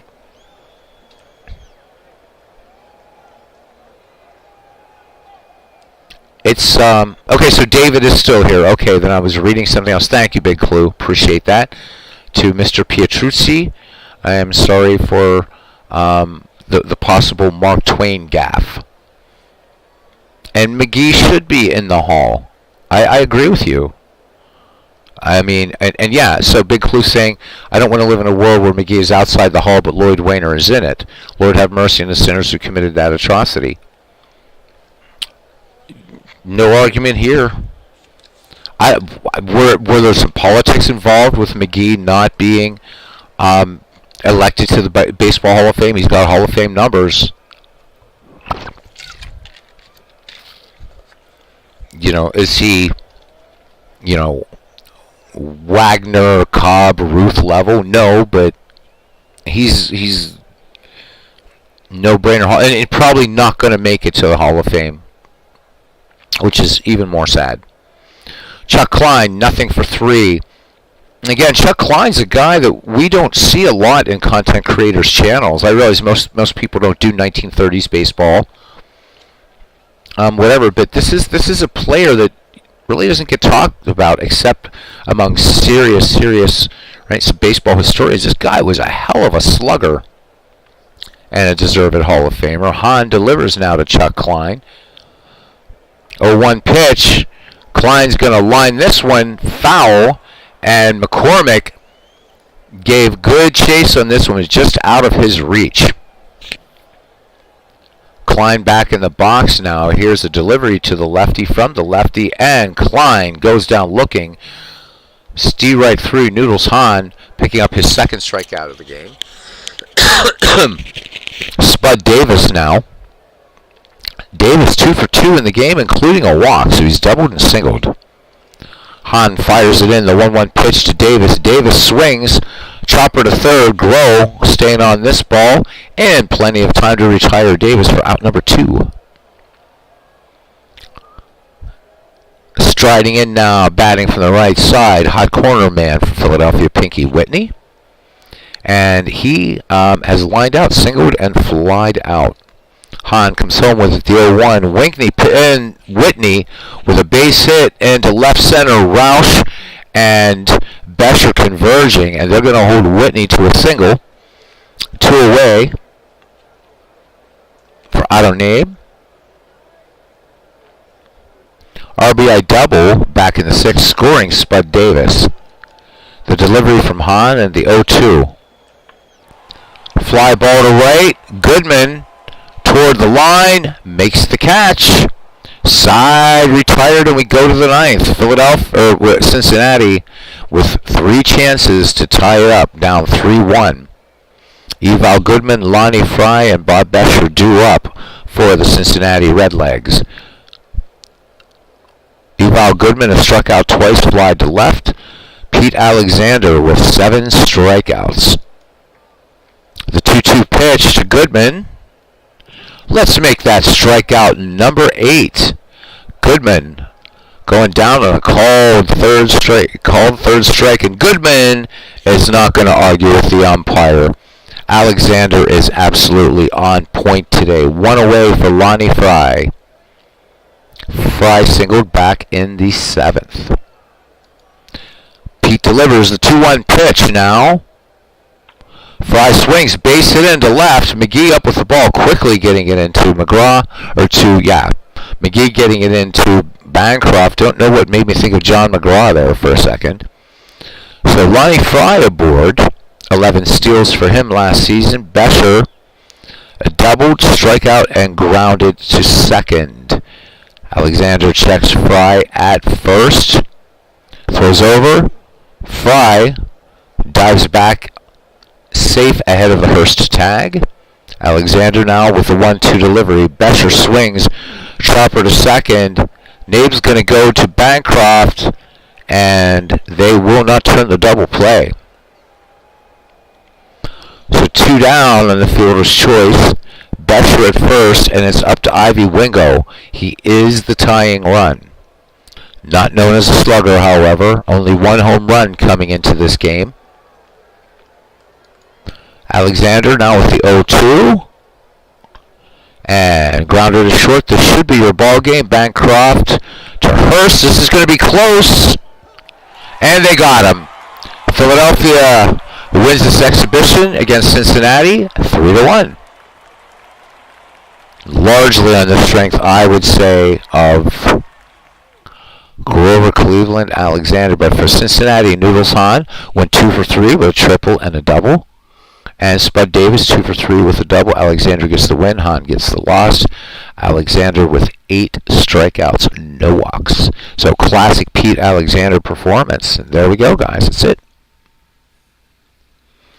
Steve saying AL matchup next. Big Clue says first recollection of him was Pete Palmer's OPS and total player ranking in total baseball. Now, is there an excuse for the Hall of Fame not reviewing him in recent years? Absolutely not.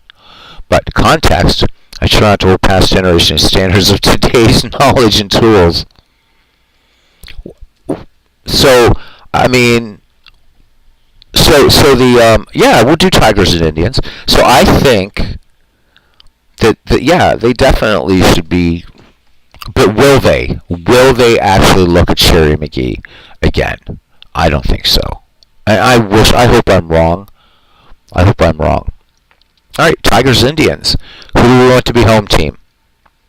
Let me make sure I've got. I want to make sure. Let's see what do we have here for Detroit. Yep, we have ballpark set up for Detroit, and let's look at Cleveland. So Detroit's going to be the home team. We have League Park for Cleveland, so we actually could do it. Yeah, whatever you guys want. Well, let's do it. And this one I'll try to go without too much whatever.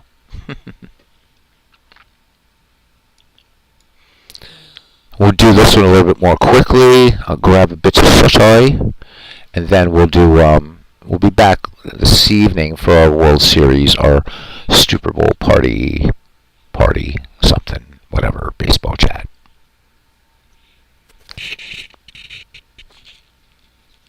Since Steve Tate is a Tigers fan, we'll even let him make the calls for the Tigers when he sees a situational thing, if he wants, or he can just be there carding players, and that's all good too. Robbie Wartburg said way back he's not going to argue with the umpire because he's a good man. Robbie Wartburg's here all week. Try the tofu. No, I could not stay on all day, Robbie, because I was on all night, as it were. So, Big Clue, we're talking about. Sherry McGee says no, because the committee system ballots are composed by WAA voters, which is why the Baseball Writers Association retreads faves are virtually the only candidates on those ballots, which is a shame.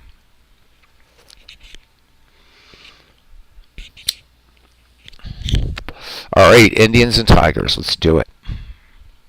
Big Clue says, in fact, the 22 ballot with Bud Fowler, Buck O'Neill was the first time in history that the committee ballot screening committee had any non-baseball writers of Association of America on it. Wow.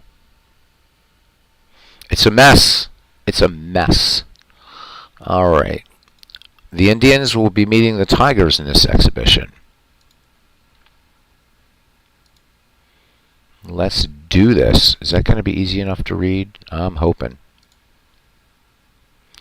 All right, we'll have both teams set to human, and then we can at least pick our starters. Let's look at this lineup. Let's look at this for a moment, though. We got some. Let's turn these off for a second. Or turn off the photos. There we go. And I do want to display all players. So for these Indians, we've got. What do we got here? We got Hal Trotsky, or Averill, Ken Keltner, Joe Vosmick, Shoeless Joe Jackson playing for the Indians. That had to be a fun call. Indians, White Sox. George Burns, Joe Sewell, Tris Speaker, Elmer Flick, Nap Lajoie. Not to miss you there, Homer Soma, but I don't know you too well. But okay, so Homer Soma, if you're a Cleveland fan, I guess. Charlie Jameson, know about him. Ray Chapman, Larry Gardner, Bill Wamsgans, Luke Sewell. And well, it's history. Sorry, YouTube. Nig Clark. Cool. Let's look at see who's gonna see pictures. I'm guessing you guys are gonna pick Stan Kovaleski, although Addy Joss is in there. So some good stuff. Good. He's gonna send me. Yes, please. I will ponder. I'm definitely into pondering. Robbie, 12-hour stream, not going to happen.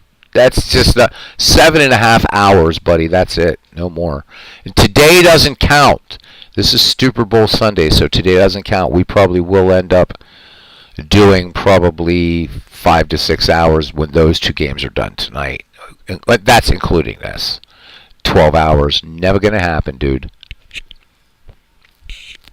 Unless I, get rich. All right, let's look at these. Let's look at these Detroit. Let's look at Detroit. Hitters first. Again, this team's a little bit more power on this team. Hank Greenberg, Rudy York, Charlie Gehringer, Harry Heilman, G. Walker, Marty McManus, Heine Manush, Bobby Veach. There's an excellent player for you.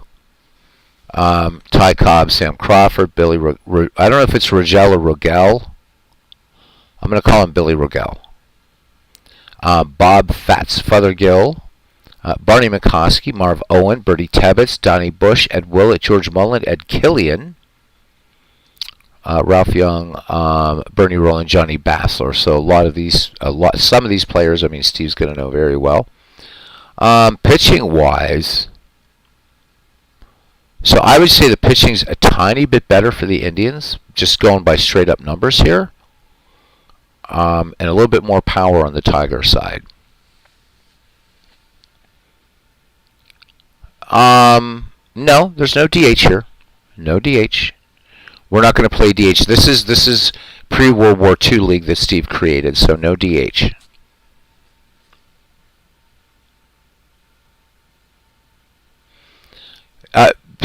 Big clue, he already announced it. I think Steve wouldn't mind announcing again how many players he's up to in the Negro League project. Steve pretty confident that we will be ready for the All-Star game pretty soon, maybe a week or so, maybe 2 weeks. So we're in the 12th. Yeah, so we got 2 weeks before Black History Month is over. Mullen is another great hitting pitcher, yeah. Okay, Schoolboy Rowe. Okay, so Steve Tate says he's at 190 players as we speak and cranking them out.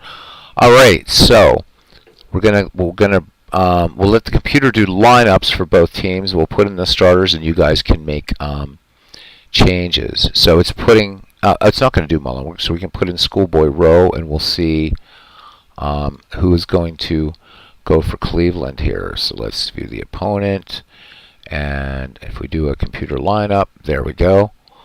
Shoeless Joe Jackson, Jamieson, Averill, Trotsky, Sewell, Lajoie, O'Neill, Keltner, Kovaleski. That's a tough Indians lineup. We got to do this. All right, so let's go back to opponent and let's load right versus right. See what we get. Computer will fill them in. Oh, this is gonna be a good game, man. This is gonna be a good game. Maybe better than that National League one we did. So, do you guys like Bassler as opposed to Tebbets as catcher?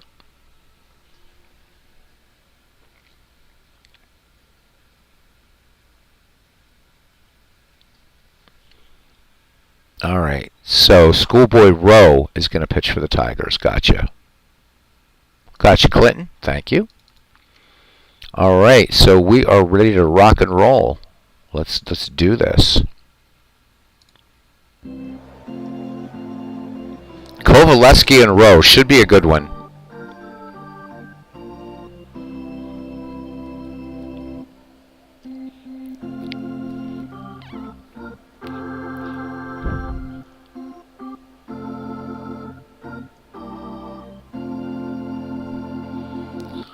All right, Briggs Stadium for this unplanned doubleheader. We're in game number 2, and it looks like I have to check this ballpark layout. So we're going to have Stan Kovaleski against Schoolboy Rowe. Game time temperature in this one, 57 degrees. Wind left to right at 10 miles per hour.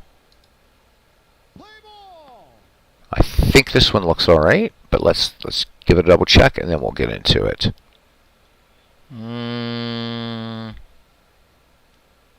I could fix those fences, but I'm not going to worry about it. It's just an exhibition game. The fences are a little bit off. All right.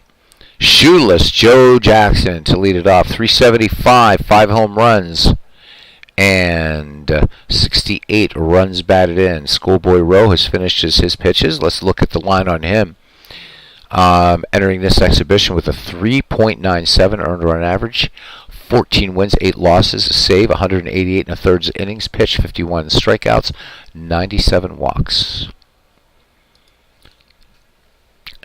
Enjoy the game here at Briggs Stadium in Detroit. Nice little exhibition. Indians and Tigers, American League game. Jackson swings, fly ball to right. Sam Crawford going back on this ball. It has some distance. Crawford getting it just at the track. 1 down. And we need to make Cleveland the visiting team. There we go. All right. Left fielder Charlie Jamieson now. 332, 2 home runs, and 50 runs batted in for the Indians left fielder. Schoolboy Rowe has the sign from Bassler. Here's the 0-1 delivery. Jamieson swings. This one a base hit to right. Crawford up with it.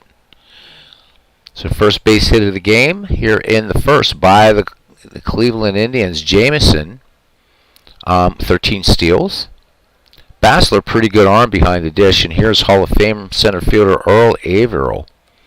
319 with 24 home runs and 107 runs batted in. Rowe checks Jamison at first. Payoff pitch to Averill. Base hit into right field. Crawford up with a Jamison rounding second. He will hold. So good outfield for these Tigers. Veach in left, Cobb in center, Crawford in right. Cobb and Crawford the stronger arms. Cobb and Veach with superb range. Crawford not a lot of range out there, but if he gets to the ball, he's got an arm. According to these ratings, which I believe are damn fine, because we know the guy that made them. Here is Hal Trosky, 314, 31 home runs, 131 ribbies. 2 aboard for Cleveland here, 1 down, top of the inning, or top of the first here in Detroit. Schoolboy Rowe with the 1-0 delivery to Trosky. Trosky cuts on this one, fly ball to right. Crawford looks up, and this one off the wall. Jamison will come in to score. Averill comes around to score. Hal Trosky with the 1 out, 2 RBI double, and the Indians taking an early 2-0 lead here as Joe Sewell comes in. Sewell, shortstop, hitting .329, 3 home runs, and 98 runs batted in. Hal Trosky with only 3 steals last season. Schoolboy Rowe delivers to the lefty Sewell. Sewell, base hit. This one going to the wall. Trosky will score. Sewell will pull in with an RBI double, and the Indians plating 3 here in the top of the first. And here is Napoleon Lajoie, and followers of the Ned McGreevy League know that this guy needs no introduction, except we'll do his stat line anyhow. 344, 3 home runs, 78 runs batted in. Joe Sewell with just 8 steals. Rowe fires it in to Lajoie, the 2-0. Lajoie, this one popped to center. Ty Cobb has it. Sewell tagging, and he's not going to run on Cobb. So 2 away for Steve O'Neill. The catcher hitting .299. Wouldn't that drive you crazy? 2 home runs and 50 runs batted in for him. Here's Schoolboy Rowe's 3-1 delivery. Sewell was in motion. Rigel up with it on to Hammer and Hank Greenberg for the 6-3 putout. Retired to the side, but 3 runs, 4 hits, no errors, a man left on. We've played just a half inning here in Detroit. It's Cleveland 3 and Detroit coming to bat. Leading off here, Ty Cobb against Stan Kovaleski.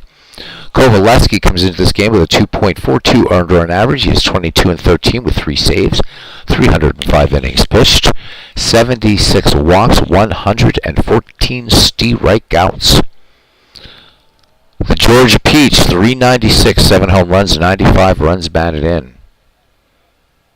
Bats from the left side of the box. Kovaleski with a 1-2 delivery. Cobb swinging on his fastball, base hit up the middle. Averill has it, gets it in quickly. Cobb aboard, and we know he's got a lot of speed.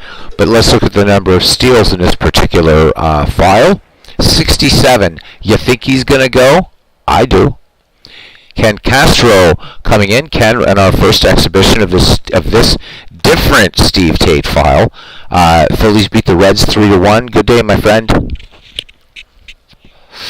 All right. Charlie Gehringer. Great second baseman, 346, 14 home runs, 110 runs batted in. Cobb, supreme speed at first. Kovaleski will be trying to hold him close. Kovaleski throws over to try to keep Cobb honest.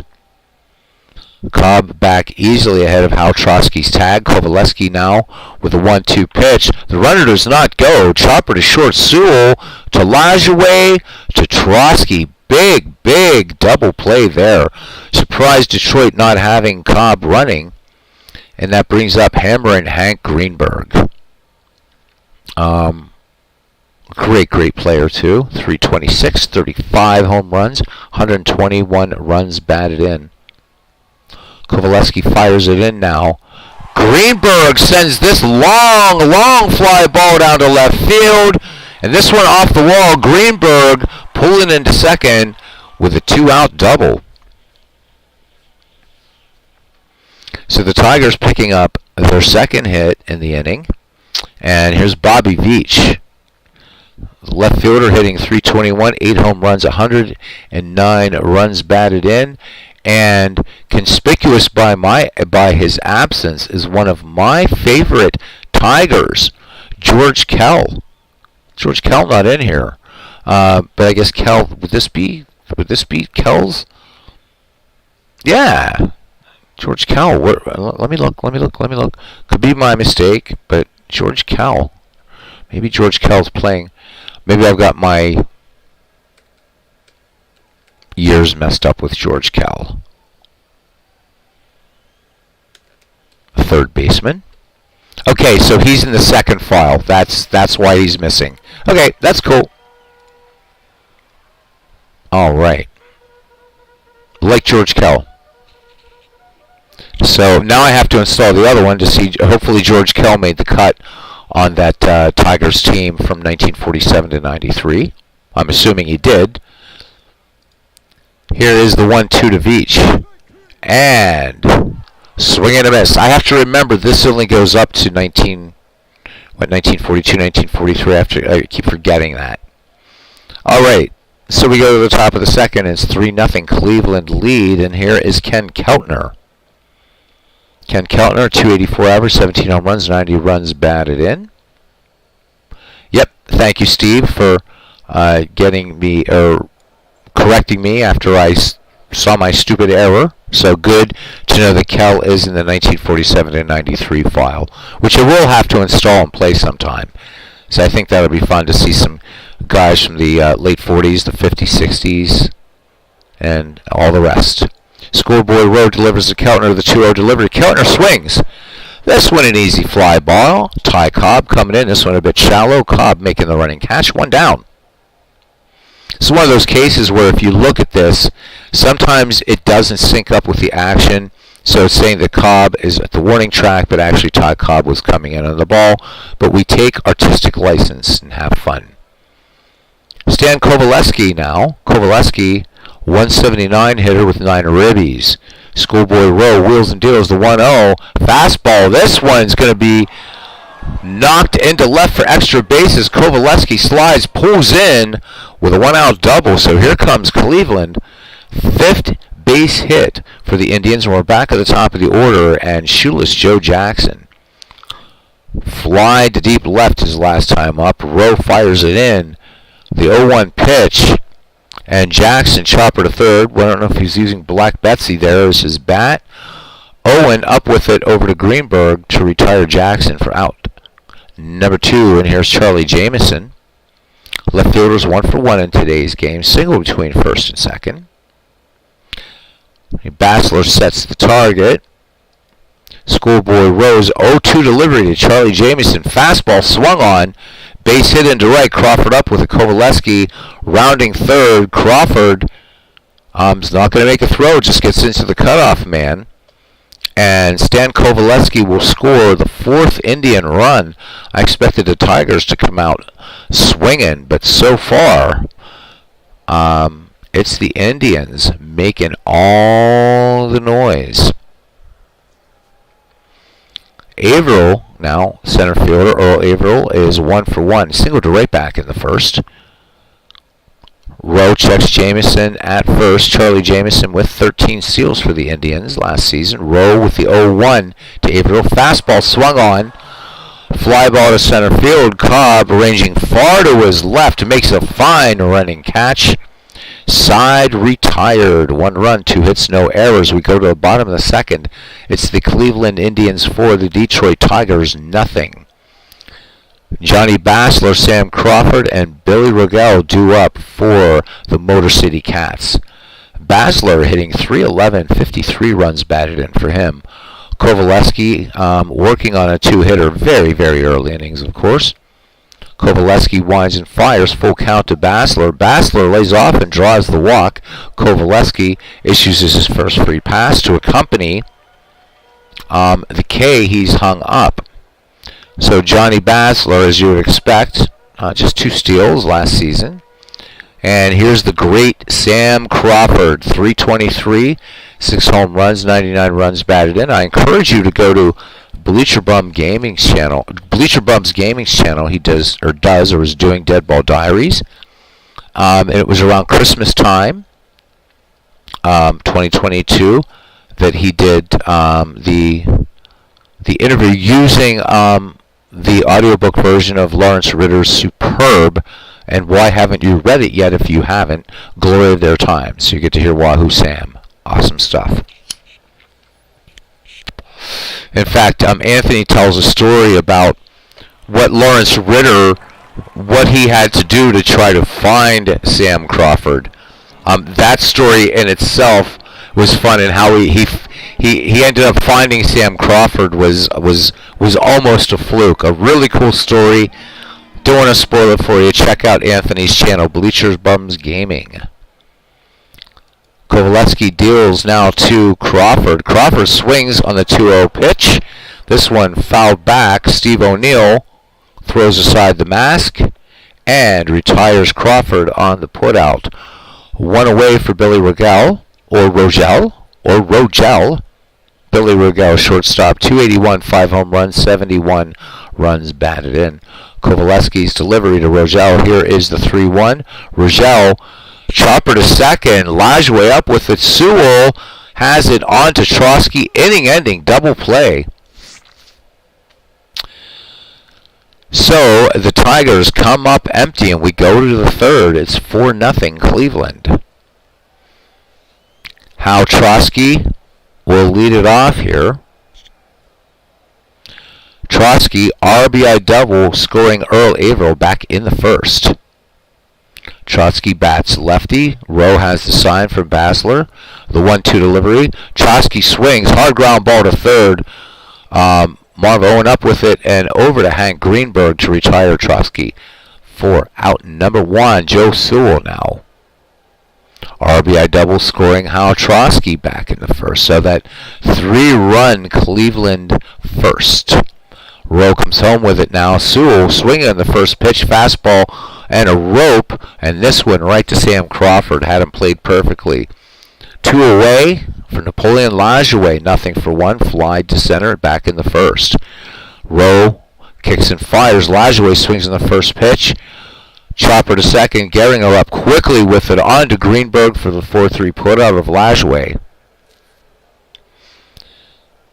So Cleveland goes in order, and we go to the bottom of the third. It's 4-0 Cleveland over Detroit. Kovaleski to face Marv Owen, Schoolboy Rowe, and then Ty Cobb. The great Ty Cobb, as Aaron Reed, loving it, says, good crack. Channeling his inner Irishman there. Owen hitting 285, 4 home runs, 76 runs batted in. Kovaleski's 3-1 delivery now to Owen. And Owen lays off and draws the walk. Kovaleski has now walked 2 in the contest. Infield in at the corners as pitcher Schoolboy Rowe steps in. Owen not really any speed to speak of at first. Trotsky in at first. Keltner in at third. Kovaleski with the 0-1 to Schoolboy Rowe. Rowe gets the bunt down, and up with it is Kovaleski, and he's going to go to Sewell, and from Sewell to Lajoie, they would not get Rowe, but they do get the lead runner. Rowe beats the relay.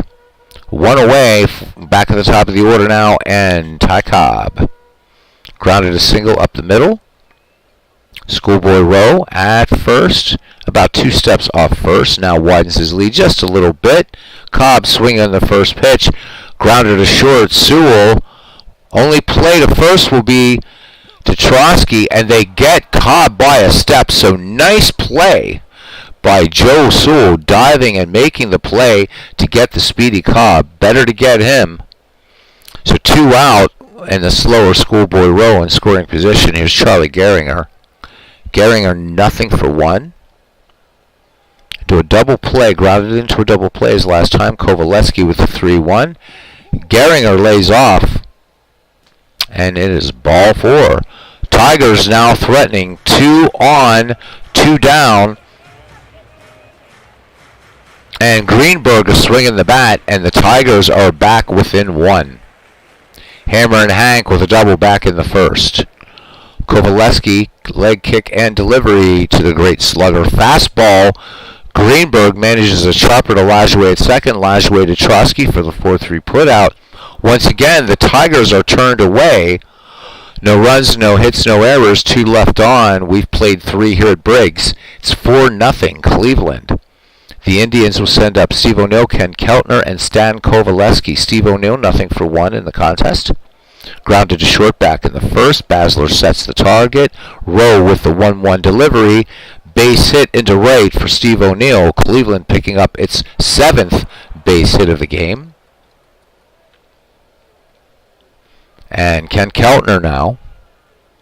Steve O'Neill with just 3 steals last season. Rowe works to Keltner, who's 0-for-1. And this one, a liner to center, and Cobb making the catch. Looked like Cobb had trapped it, but the umpire scoring it a catch. So 1 down. O'Neill gets back to first for Stan Kovaleski. Kovaleski doubled back in the second. Rowe fires it home. Here is the 0-1 delivery. Kovaleski gets the bunt down. O'Neill will make second. Kovaleski gets his job done. Sacrifice successful. 2 down, and back at the top of the order for shoeless Joe Jackson. 0-for-2. He flied out and grounded out. Here's the delivery from Rowe to Jackson. Jackson swings, base hit up the middle, and O'Neill is coming around third, and he will score. Cleveland now picking up run number 5 here in the 4th inning. A little bit surprised, not thinking that Cleveland would be the underdogs here, but a lot of power on this Detroit Tiger team. Not necessarily in the lineup, but the Gehringer and Greenberg bats, especially Hank Greenberg's bat. And Cobb, of course, just getting on base once. So far, it would seem that Stan Kovaleski and the Cleveland Indians have the Tigers' number. Jackson aboard at first, 27 steals for Jackson. Charlie Jamieson, a perfect 2-for-2. RBI single in the second, scoring pitcher Stan Kovaleski. Rowe checks the runner. The 2-0 delivery. Change-up, Jamieson golfs this one to Gehringer, or chips it to Gehringer. On to Greenberg for the 4-3 putout. And that's it. 1 run, 2 hits, no errors.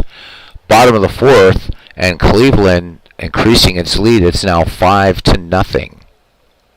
Kovaleski with the 2-hitter has struck out 1 and walked 3, and that brings up Bobby Veach, who struck out back in the first. Steve O'Neill has the signs. Kovaleski has one he likes. The 0-1 to Veach. Chopper to second, and Lajoie bobbling the ball out there. That's going to be an error on the great Napoleon Lajoie, and Veach safe thanks to the Lajoie error. Bobby Veach has 15 steals, pretty decent speed. Here's catcher Johnny Basler, walked back in the second, 3-11 hitter. Kovaleski checks Veach at first. The 2-0 to Basler.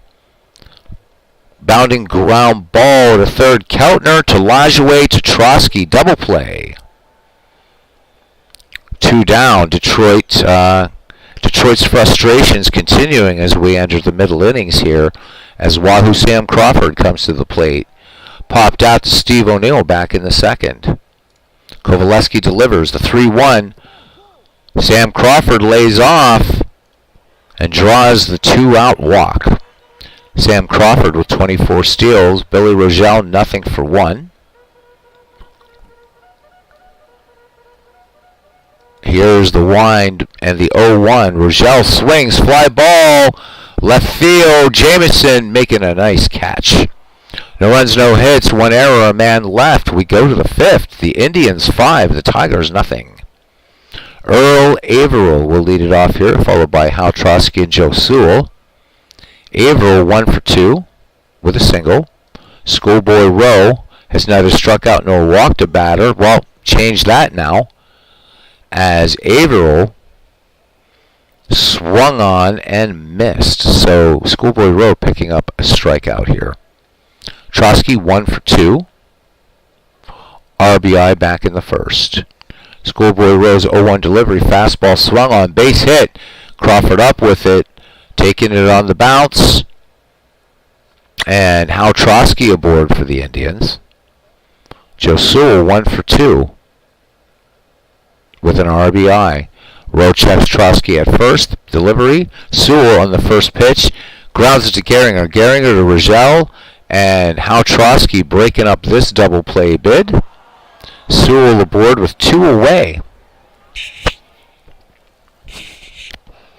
And here's Napoleon Lajoie again.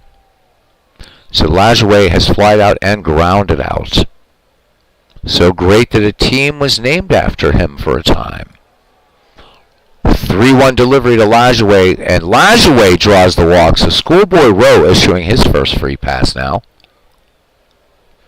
Ducks on the pond for Cleveland, threatening to run away with this one. Steve O'Neill has grounded to short and singled to right. Steps in the box. After taking a couple practice cuts, Rowe fires it in. The 2-2 pitch to O'Neill. O'Neill swings, bounding ball to first. Greenberg up with it, will take it to the bag himself. 3 unassisted. Side retired. So Cleveland does not manage to score in this inning. We go to the bottom of 5th. 5-0 Indians. Marv Owen, Schoolboy Rowe, and Ty Cobb do up. Marv Owen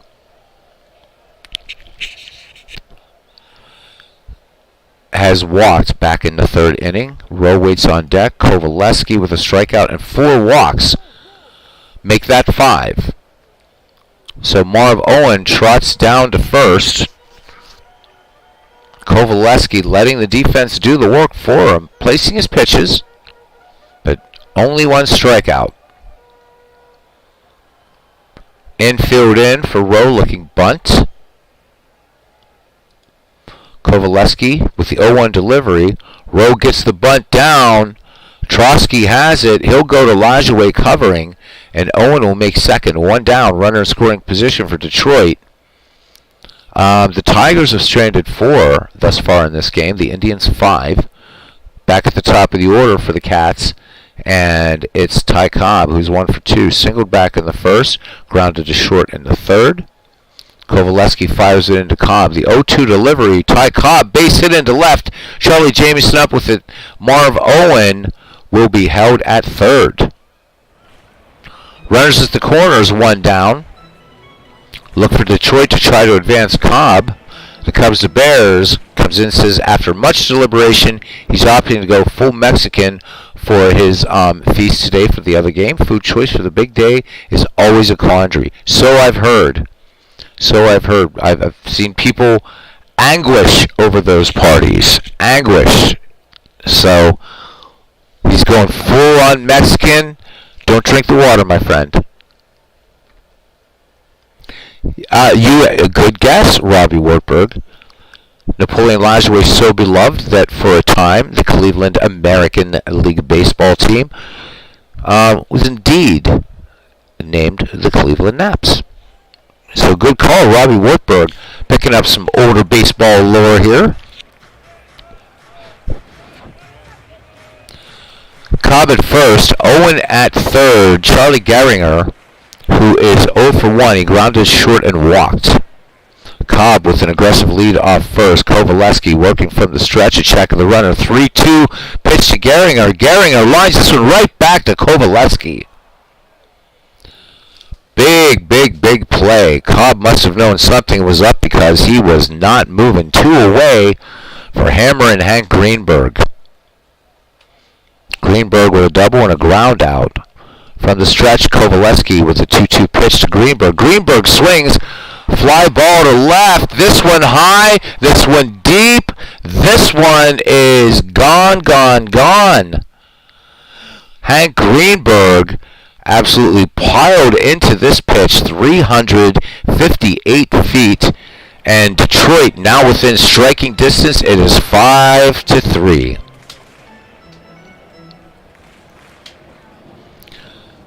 And here is Bobby Veach, 0 for 2 for the left fielder. Kovaleski getting touched up for 3 thanks to that bomb by Hank Greenberg. The 0-1 delivery, Veach swings, chopper to third. Keltner coming in quickly on this ball. Hard, fast throw over to Trotsky, and they do just get Bobby Veach side retired, but 3 runs on 2 hits, no errors. 5 in the books here at Briggs Stadium in Detroit, Michigan, or Detroit, if you really want to be accurate. And it's Indians 5, Tigers 3. Ken Keltner, Stan Kovaleski, and Shoeless Joe Jackson due up for the Tribe. Keltner is nothing for 2. He is flied out, lined out. Schoolboy Rowe with the 2-1 delivery. Keltner, line drive base hit into center field. This one getting under the webbing of Charlie Gehringer as it started to sink. Cobb up with it quickly. Keltner on at first. I don't think he's any relation to the great Jim Keltner, who did a lot of work. He might be, but Keltner, who knows? A lot of session work with George Harrison and John Lennon and other great rockers from the 60s and 70s. Jim Keltner. Catch his drumming on the Traveling Wilburys music. Great stuff. Kovaleski is 1 for 1. He doubled and bunted out to first, and it was a sacrifice. 0-1 pitch. Kovaleski tries the bunt. Bunted foul on the first base side. Greenberg coming in quickly. Rowe works again. The 0-2. Kovaleski swinging away. Comebacker. Rowe coming off the mound to retire Kovaleski in the 1-3. Ken Keltner moves into scoring position for Cleveland. And we head back to the top of the Indians' order in Shoeless Joe. Shoeless Joe is 1 for 3. RBI in the 4th, scoring Steve O'Neill. Keltner, good lead at second. Rowe checks the runner, the 1-2. Jackson, ooh, big swing and a miss. Jackson swinging for the fences and comes up empty. 2 down, Charlie Jameson, good day at the plate for the Indians. He is 2 for 3. Including an RBI single back in the 2nd to score Stan Kovaleski. Keltner to his lead, the 1-2 pitch, curveball to Jameson, high fly ball to center, should be routine for Cobb, and he has it. No runs, 1 hit, no errors, and we go to the bottom of the 6th. It's 5-3. Turning it into a ball game here. Catcher Johnny Basler for Detroit is nothing for 1. Kovaleski, a strikeout and 5 walks. The 1-0, Basler swings, fly ball to center. Averill coming in quickly and making the catch just right behind Joe Sewell at short. Nice play by the great center fielder Earl Averill. Sam Crawford is nothing for 1. Really wanted to see Sam do something.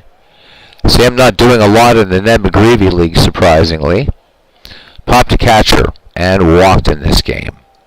Kovaleski deals. And Sam Crawford, lash away, diving stop from his knees, throws out Sam Crawford. That one looked to be a short base hit, but instead 2 down. Wahoo Sam goes back to the dugout and sits far away from Ty Cobb. Billy Rogel now nothing for 2. 2 down, Kovaleski with the 1-2. Rogel swings. This one up the middle on Lajoie, putting on a show today. Fires it on to Howard Trotsky. 2, retire the side. No runs, no hits, no errors. We've played 6. It's the Indians 5, the Tigers 3. Big clue. Says Charlie Jameson just celebrated his 130th birthday over a week. Well, in the field of dreams anyway, right?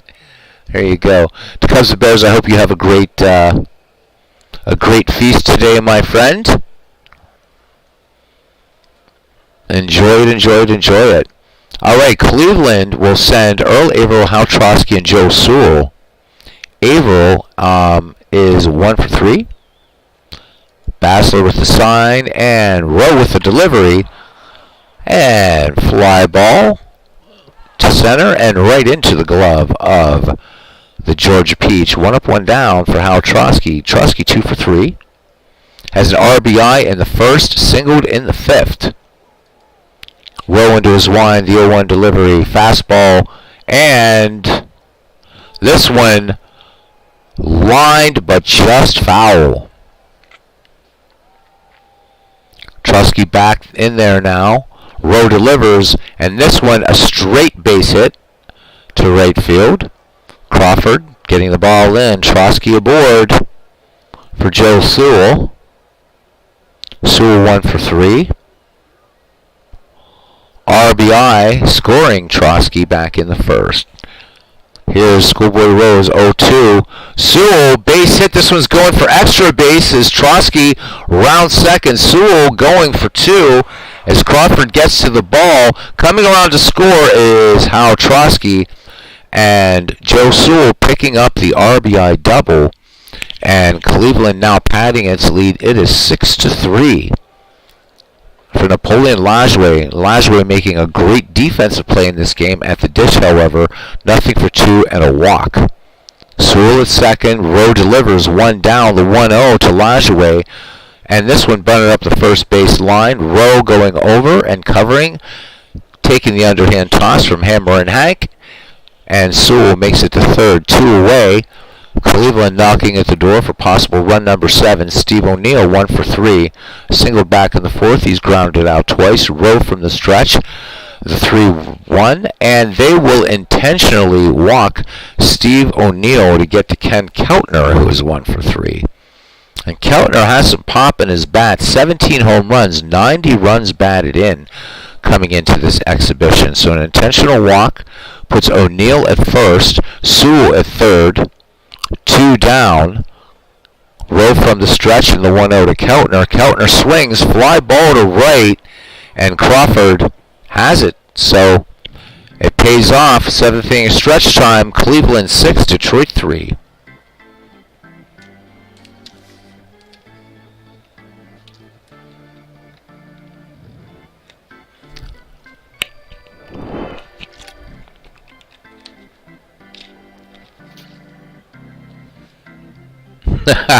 Big clue.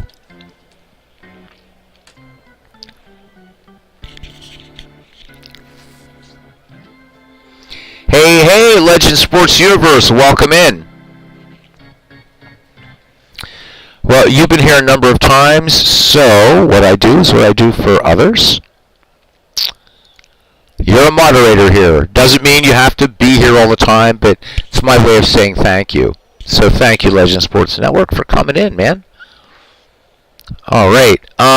So Big Clue says, but in Beatles Eternally Field of Dreams, it's Ruth, not Cobb, who the players say stick it instead of letting him play with them. Love it.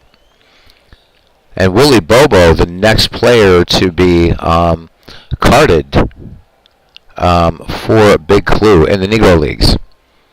All right, Marv Owen set to lead it off for the Tigers here in the bottom of the 7th. The Tigers down 6-3, and in this game, thanks to a 3-run bomb by Hammer and Hank Greenberg back in the bottom of the 5th. Owen has walked twice. Kovaleski fires it in, 3-1 delivery. And Owen, this time, base hit to right. Jackson up with it. So Marv Owen on base all 3 times today. Schoolboy Rowe batting. Trosky and Keltner playing in. Looking bunt. And it's a pinch hitter. So Heine Manush comes in to pinch hit. And he draws the walk. That is the 6th walk issued by Stan Kovaleski. 2 aboard for the Tigers, and we're back at the top of the order, and Ty Cobb.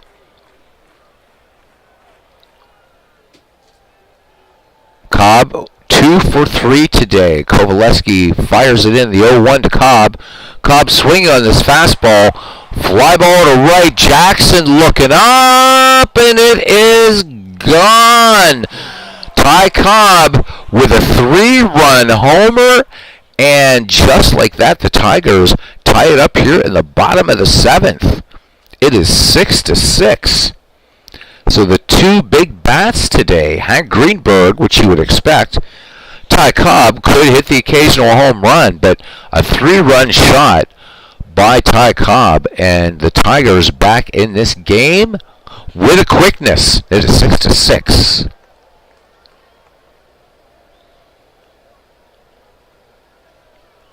you find a wife. Who are we helping finding a wife now?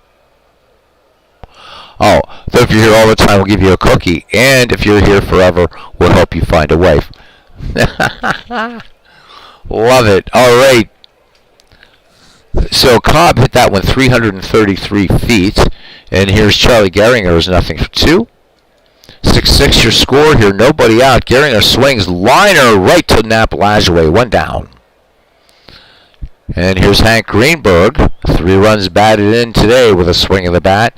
1-2 from Kovaleski to Greenberg. And Greenberg, this one gets the outside part of the plate for a called strike 3. 2 down for Bobby Veach. Grounded to third back in the 5th, and they did just get Veach. Here's the delivery of the 0-1. Veach swings. Fly ball to right. Jackson going back to the corner and makes the catch in foul territory. 3 runs, 2 hits, no errors. We've played 7, and we are tied at 6. Indians and Tigers. Stan Kovaleski. Then Joe Jackson and Charlie Jameson. We'll see if Kovaleski actually bats, and we need a pitcher for Detroit. So we have to call upon... we're going to call upon Steve Tate to have a look at the screen and get us a reliever here for Detroit. We have Harry Kovaleski. It'd be fun, Stan and Harry. Yeah.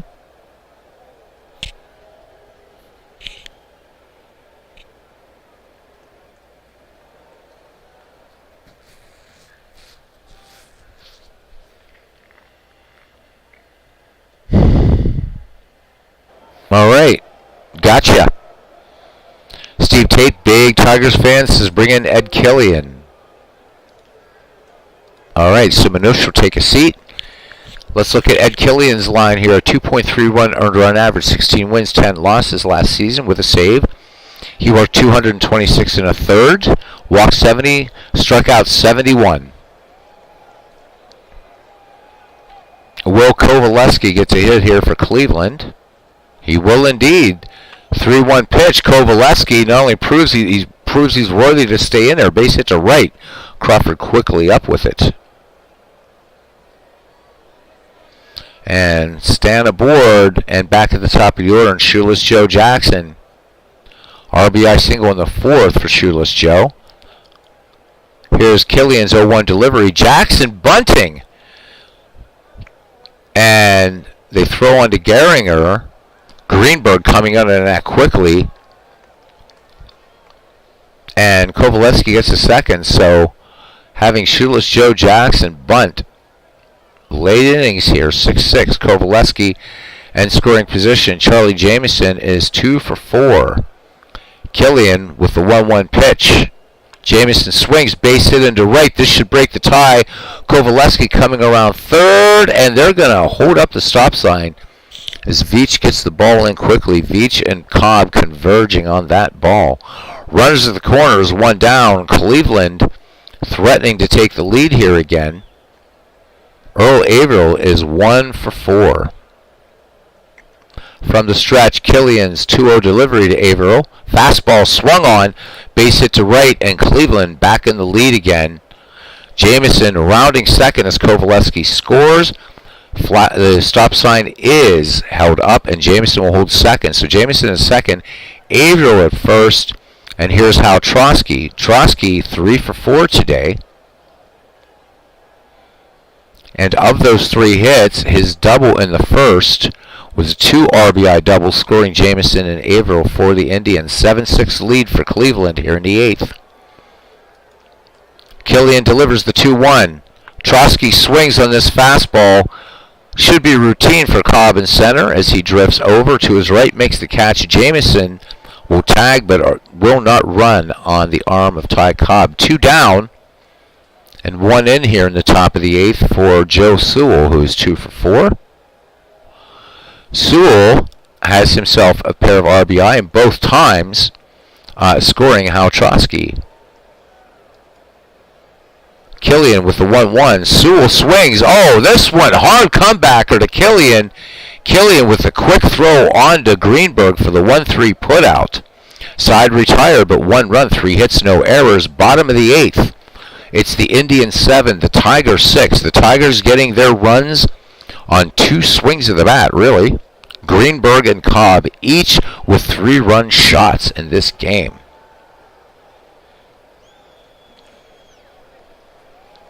And here is Johnny Basler.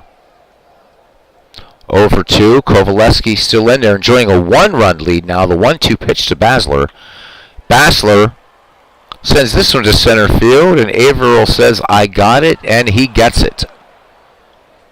Sam Crawford, nothing for 2. A walk in the 4th. Come on, Sam. Here's a delivery from Kovaleski in the 0-1. Bounding grounder to Sewell at short. Sewell with plenty of time on Detrosky to retire Wahoo Sam for out number 2. And here is Billy Rogel. He is 0 for 3. Kovaleski with the 2-0. Rogel, chopper to second. Sewell, Detrosky, side retired.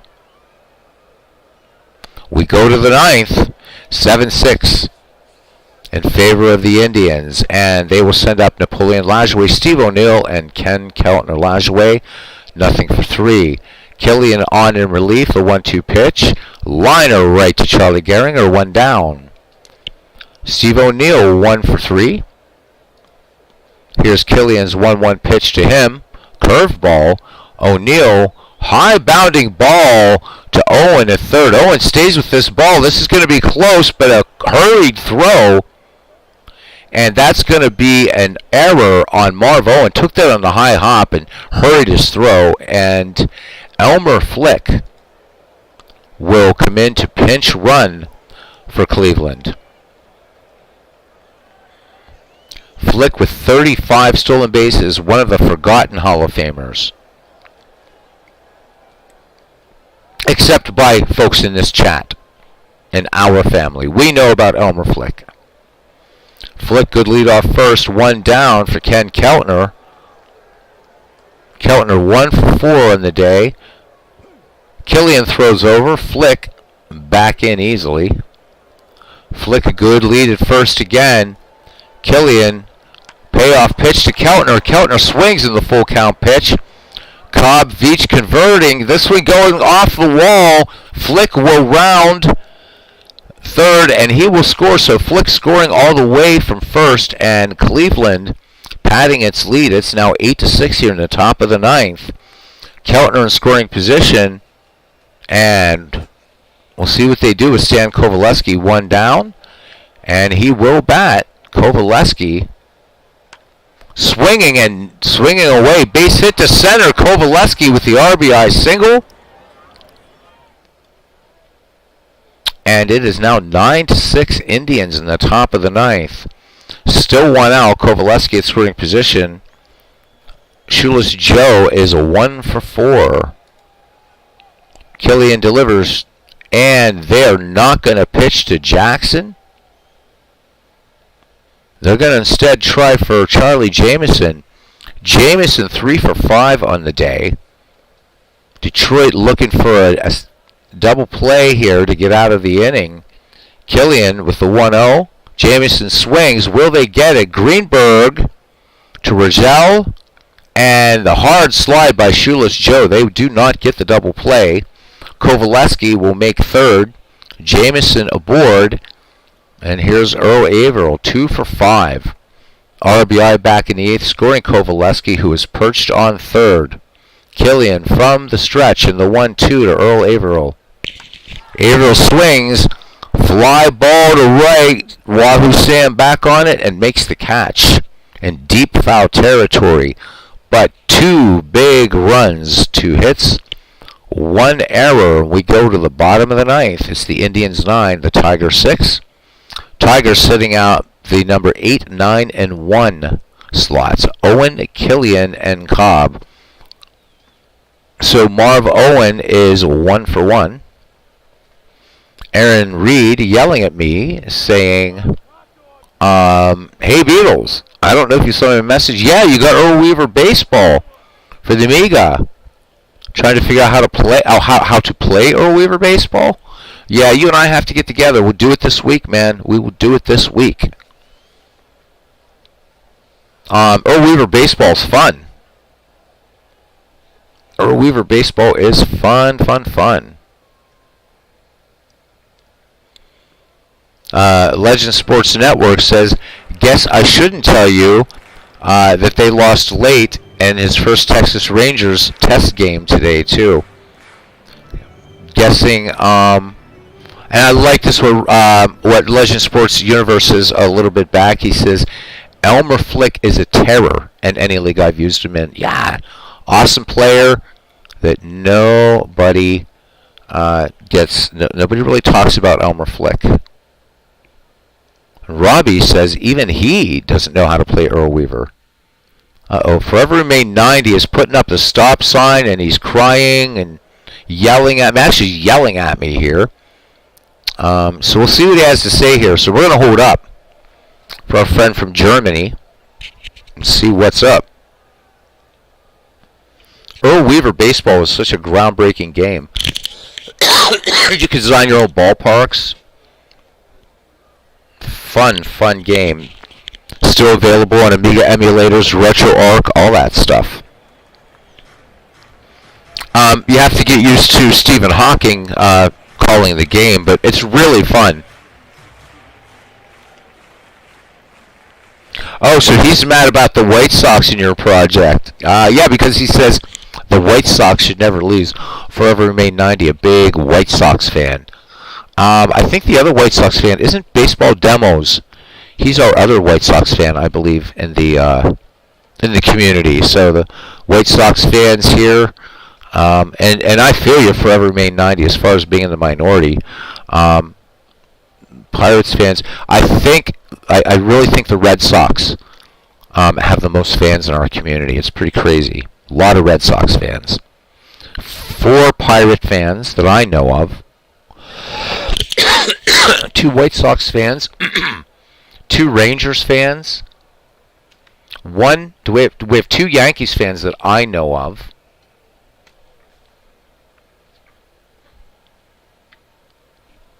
All right. Dodgers.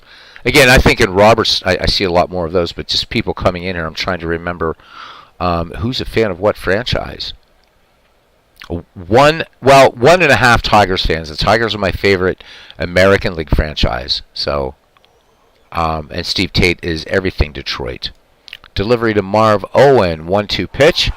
Owen, fly ball to right and right in to the glove of Shoeless Joe. 1 down. Ed Killian now. And Bob Fothergill will come in to pinch hit. 351 average. Lajoie up with it on Detrosky to retire Fothergill.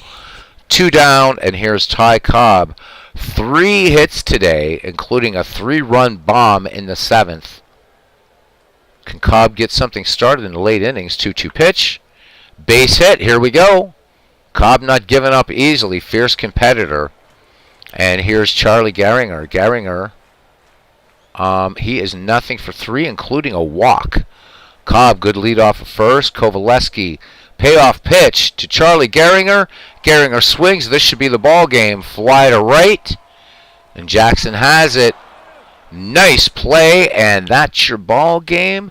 And Cleveland staves off a Detroit threat in the 7th to win 9-6. And that ends this exhibition. And Kovaleski went 3 for 4 with 2 doubles. Trosky 3 for 5 with 2 runs batted in. Charlie Jameson went 3 for 6 for Cleveland. And Marv Owen 1 for 2 with 2 walks. Greenberg 2 for 4 with a home run, 3 runs batted in, a 3-run shot. Cobb having an absolutely stellar day in a losing cause. He went 4 for 5, including a home run. It, too, was a 3-run shot. That does it, guys. We're going to call this one a broadcast. We'll be on a bit later for the doubleheader that we'll be doing. Game 1 will be the 1935 World Series. Game 5. And then Game 2 will be the 5th game of the 1929 World Series. So hope at least a few of you will join me. I don't know if what other content creators are doing. I'm guessing a lot of them will be watching that other game or whatever. And if you are watching that other game, do have fun. And if you're throwing parties and there's alcohol, take everybody's keys. Don't let them drive. Call Ubers, whatever. Be safe. My thanks to Legend Sport. Yeah, Aaron, we can get you on for a straight up call. We can possibly do that with early work tomorrow. I want to knock them out, but certainly, so we can't do a. I'd love to do the big 4 and 5 hours with you, but yeah, we'll have you on for one of them. I think it'd be a lot of fun.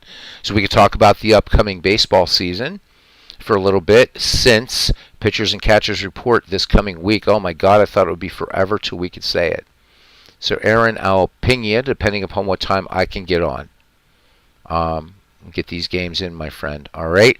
Depending upon what time I can get on here, we'll get you in, man. And if not, we'll do a. We'll maybe get on for a little baseball chat between the two games. How's that sound? So either way, we'll get you on for a bit, either during a game or between the games or at both games and what have you. But if I don't crash now, nothing's going to happen tonight. I'm really, really tired, and for good reason. All right.